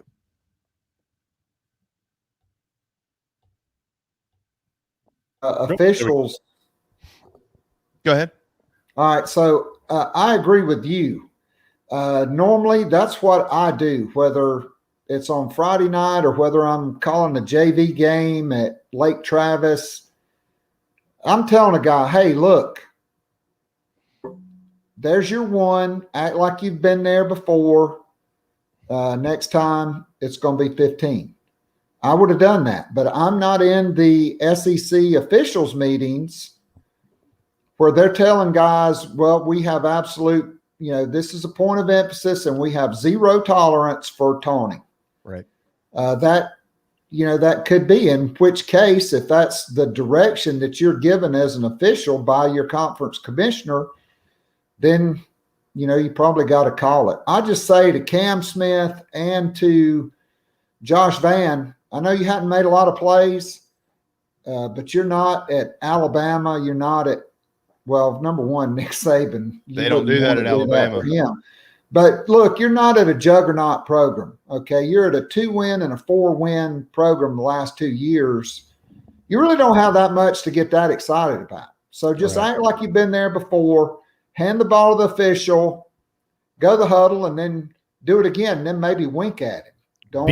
Beamer was just asked about this, actually. He said the calls we got for taunting over the last couple of weeks were deserved. We talked this morning about some of the taunting calls in the NFL this weekend. Whether you agree or not, it's the rule. Yeah, and he just said what you said. And he said what you just said, too, Keith. I don't make the rules. The referees don't make the rules. They're being told what to enforce, and that's a point of emphasis. We need to celebrate with our teammates. And I agree with him. You know what? I go back to Lou Holtz when he arrived at South Carolina. Does everybody remember what he said? Nobody liked it, but he said, turn around, celebrate your teammates. Don't get flashy in the stands and this, that, and the other. And he did that for these reasons right here, so somebody doesn't toss a flag in your face. And let's be honest, Carolina ain't good enough to cost themselves 15 yards on taunting penalties right now. Now, that was a costly penalty in that game. You had momentum. You had better field position. Instead, you get pushed back 15 yards. The ones that happen on defense, generally that's extending a drive and giving your opponent 15 free yards. And if you're South Carolina in this stretch of games coming up, and particularly Kentucky and Tennessee and probably even Troy, these games are going to be decided by the teams that don't have the self-inflicted wounds, which South Carolina, could be in the intensive care unit with all the self-inflicted wounds of the first 3 weeks. And look, I said it on your show before, you got to figure it out Okay. These are the same issues are occurring every single week. And Justin Turnentine's not blind. Okay. He sees that guy out there on the edge. But the quarterbacks, who are very inexperienced, by the way, are telling him the protection is slide to the right. So you're stepping down and tapping that guard, and then he's moving down. And now, Darren, what's happening is you are turning loose a guy that's 6'4" or taller, 250 pounds or heavier, who generally runs 4.6 or faster, and he's getting a free run at your quarterback because that same guy called the wrong pass protection. I would rather Eric Douglas, who, by the way, is a really smart dude. He's been SEC honor roll about every year. He started last year on an offensive line that returned 4 starters that's really a lot more talented than they played because of this convoluted scheme. There's too much thinking and there's too many mistakes on calling it out because it's happened every single week, the same thing. And that's not on the players. That's on Marcus Satterfield, who's not called plays since 2015, and Greg Atkins. They got to figure it out. This is the 4th game of the year. You don't get 30 games like in hoops. Okay, your season is 1/4 of the way finished already. You're at home Saturday night in a game that, man, if you won it, it would be huge. And you just can't keep having these self-inflicted wounds with the penalties and with cutting elite athletes that want to really tattoo your quarterback loose with a free run at it. Send us your comments on the Share Healthcare chat lines. Don't get stuck with big medical bills or stuck in a healthcare program that doesn't fit who you are. True medical freedom with Share Healthcare. More options, user-friendly, more affordable. ShareHealthcare.com. Yeah, I think that's what's been frustrating for fans. And if it's frustrating for the fans, I can only imagine how frustrating it is for the players. I mean, this coming up on Saturday night, Keith. By the way, welcome back. It's going to be you're going to be, I think, in for a great weekend in Columbia. Welcome home. Yeah, well, that's right. Welcome home. Welcome. What am I doing? 7 o'clock. It's going to be beautiful weather under the lights at Williams-Brice against a program that you used to thump every year, basically. And this rivalry has actually it's turned into a rivalry since 2014, and Kentucky's owned it since 2014. And South Carolina has won all of one game, and that was 2 years ago right here in Columbia, as a matter of fact. So, this is a great opportunity, and that's what's been frustrating, I think. That the record is no different from what we all thought it would be going into the game at all. It's the exact same record we all thought that they would have all year long. But it's just like we said, Darren, much throughout the summer. The record, we'll talk about the record when we see what the record looks like getting into the stretch of games that are going to define the season, which are these 4. And what we've seen, to give a good portion to this segment as well, the wide receivers, obviously, they have had a guy step up. His name's Josh Vann. DeCarrion Joyner has caught the football. It might not be perfect, might not be what everybody wants it to be, but he's caught it.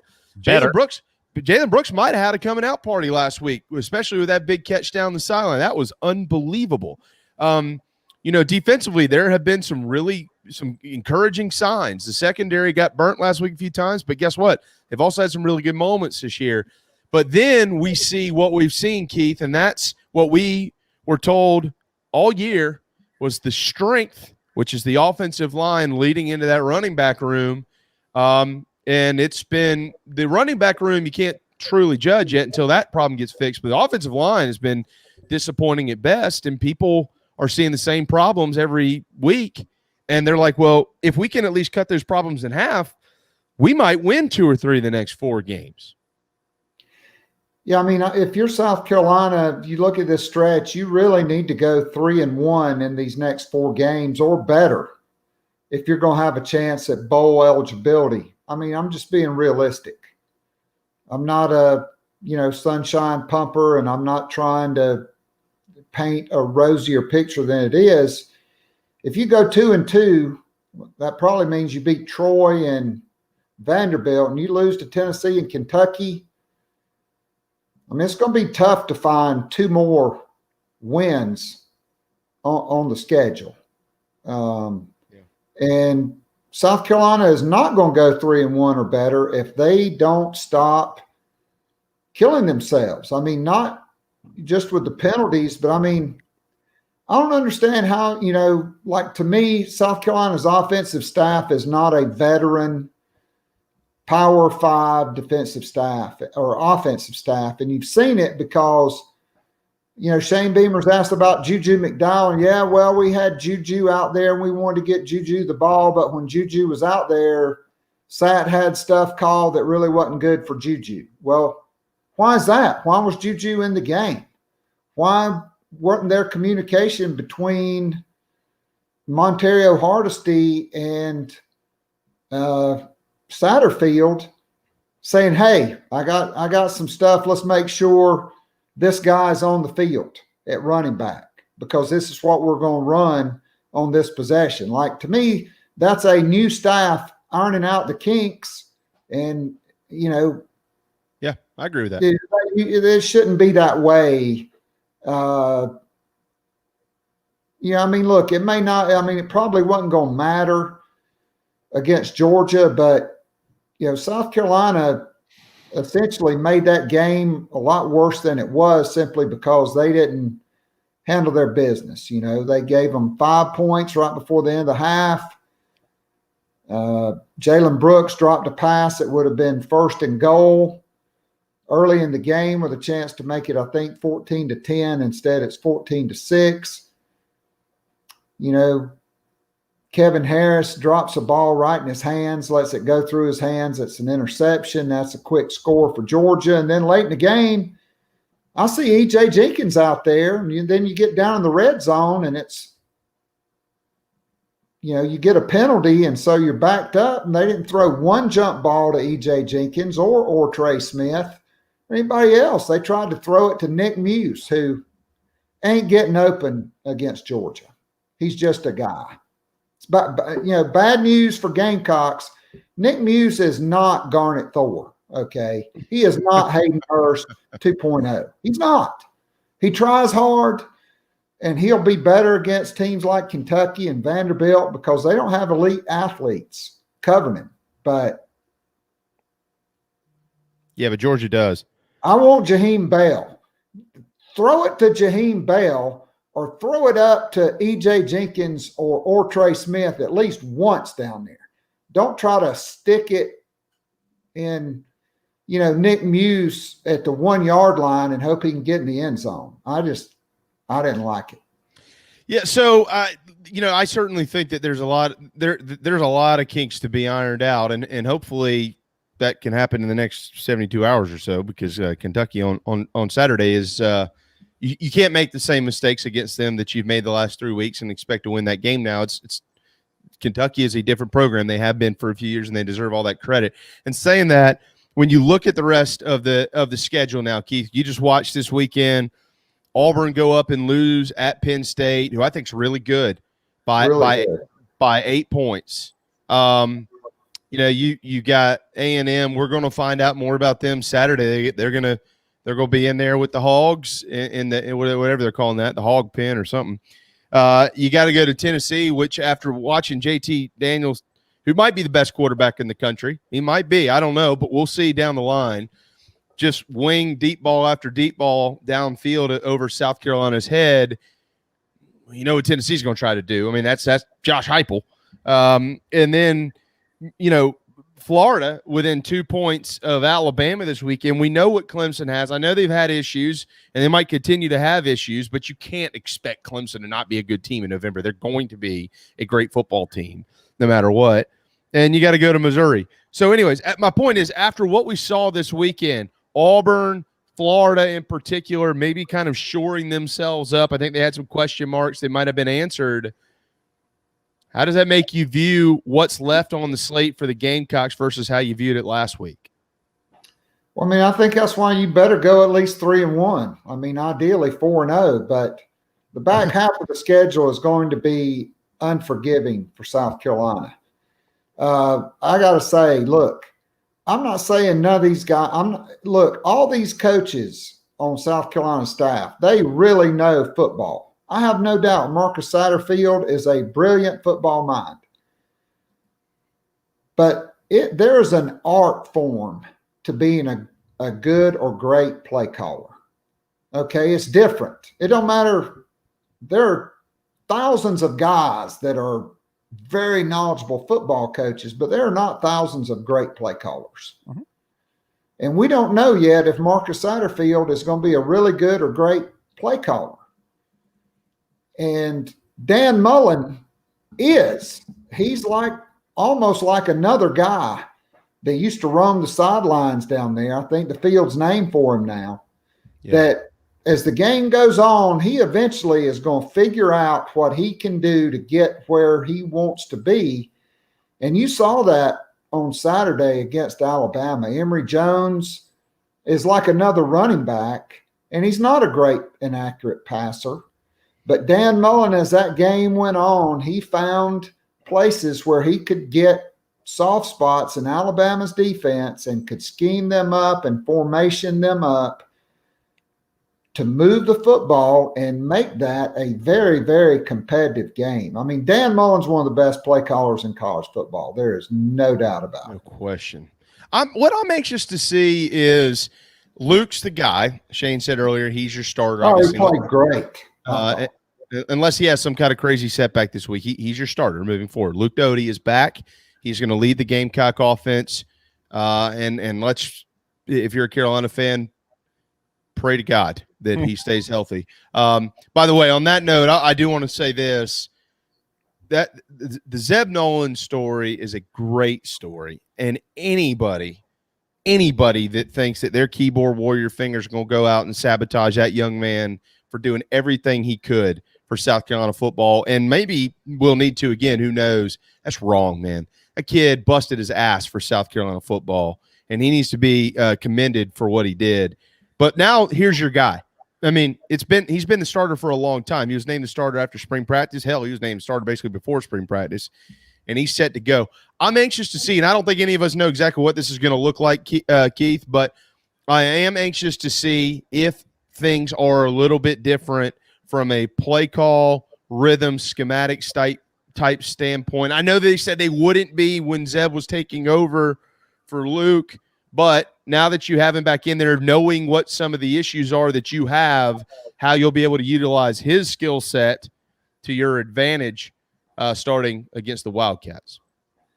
Yeah, I mean, look, you can't believe everything every coach tells you.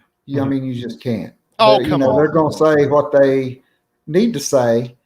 It should be different because you can really utilize Luke Doty's legs. You can run the bootlegs, the waggles, the nakeds. You can move the pocket like Perry Orth talked about yesterday on your show. You can do a lot more things with him. I've been told there's that, quarterback run game element that Shane brought from when Jalen Hurts was a quarterback at Alabama. And I thought Luke Doty played great. And I really think it was a benefit to South Carolina because I said all week last week on my show, I thought South Carolina would be overwhelmed early by the speed and the physicality of the game. And I thought they were. They were unprepared for the tempo that Georgia threw at them early. They cost them a touchdown because everybody was standing flat-footed and they snapped it and the receiver ran right by everybody. But as the game progressed, South Carolina adjusted. They played faster. They played more physical. I do agree with Shane Beamer on that. But I thought it was a real benefit for Luke Doty to get thrown out there because instead of getting 2 or 3 or 4 series against Georgia, he got 3.5 quarters against Georgia. And great point. Kentucky ain't Georgia. They got SEC players, but that is I've never seen a Georgia defense. I mean, I had JC on earlier today for a show I'm recording for later in the week because I'm flying out on Thursday morning. But that's like one of those Saban LSU defenses. I mean, they got dudes stacked behind dudes. There's not anybody out there other than Darion Kenrick that's just a guy. I mean, he got mossed.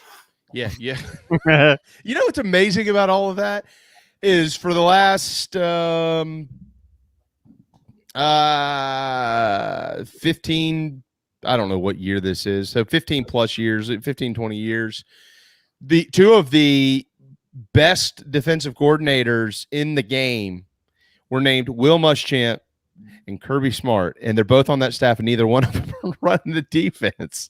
It's amazing. I mean, I'm quite sure that Dan Lanning. That's Kirby Smart's defense. That's what I'm about to say. Is I'm quite sure that, and anybody that thinks that Will Muschamp is in Athens just as a quote special teams coach now, you're wrong. They're utilizing him as well. He's a brilliant defensive mind, but at the end of the day, you know, on TV, Dan Lanning's defense sure is good. I'm like, yeah, sure is good, huh? He's the puppeteer. That's all. Kirby is a control freak. He is in charge of everything, including his, hair club for men hair system thing. Well, you know what? If that team, Keith, that's the best Kirby team I've seen, and it ain't because they beat my Gamecocks. That's not what I'm saying. They're the best I've seen, and they're not even fully healthy, which is scary. So, to me, quarterback is their Achilles heel. Daniels, if he gets injured, Stetson Bennett is not going to win you the game. He got one play on SEC championship, or he's probably not going to win against Auburn or Florida or Alabama or whoever. That was a bonehead move by Kirby. Well, let's get Bennett in there. Interception. All right, get him out of there. That's right. Exactly. Come back in. He threw that pick. I was like, please, dear God, tell me that JT Daniels is hurt and he can't play anymore because we might have a chance. I guess old Stetson, we'll just let him sit and rest for a few weeks. All right, Stetson, go get him. Stetson, come here, son.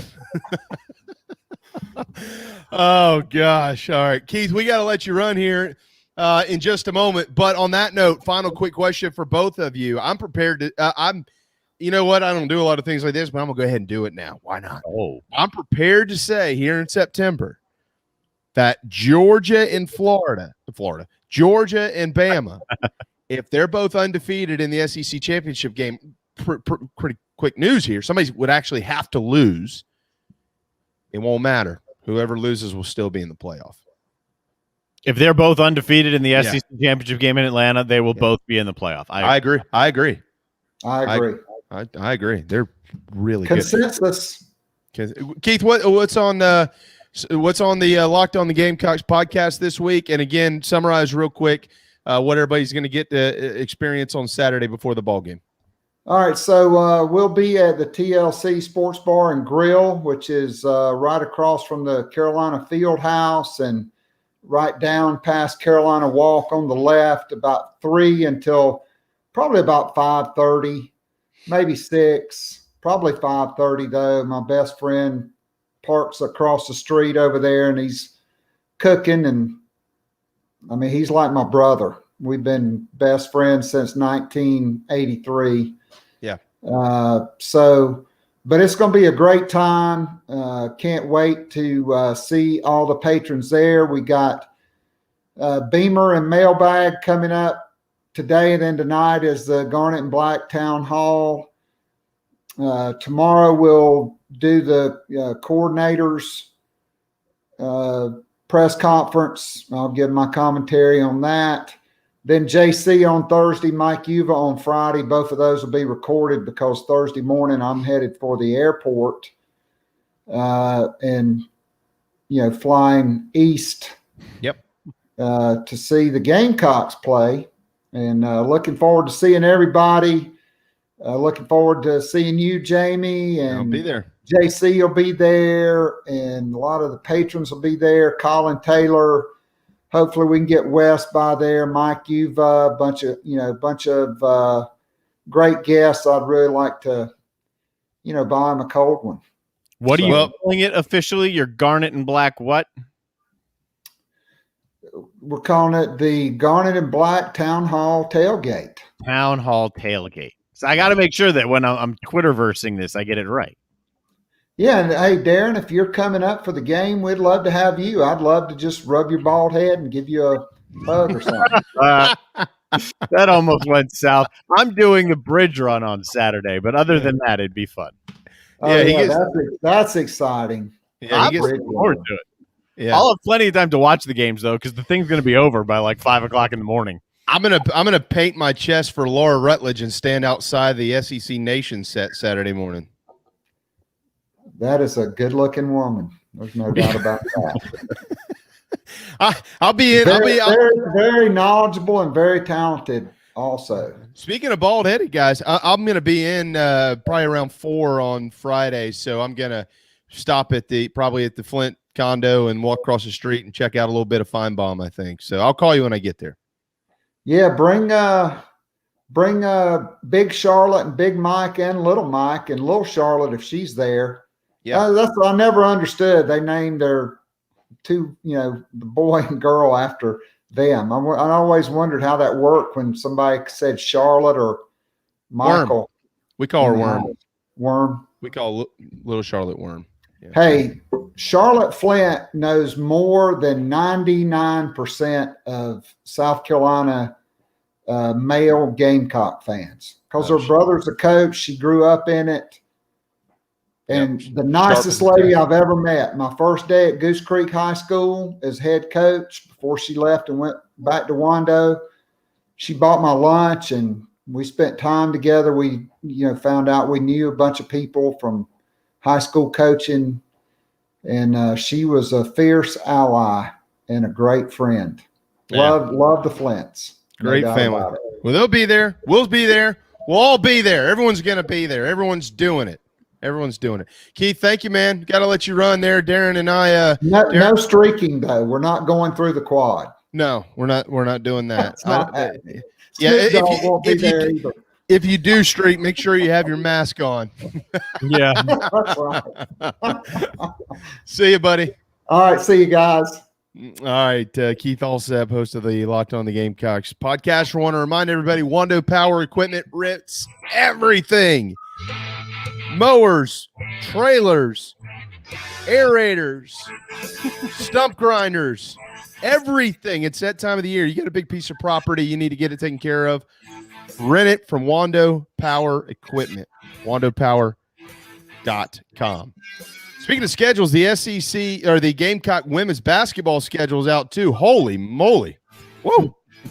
Boy, Dawn, she'll play anybody. Man, oh man. She'll probably beat them too. We'll get some of that in tomorrow with JC. How about that? How's that sound? All right, the Braves, they're still in first place. Adder Duvall hit one out of the universe last night.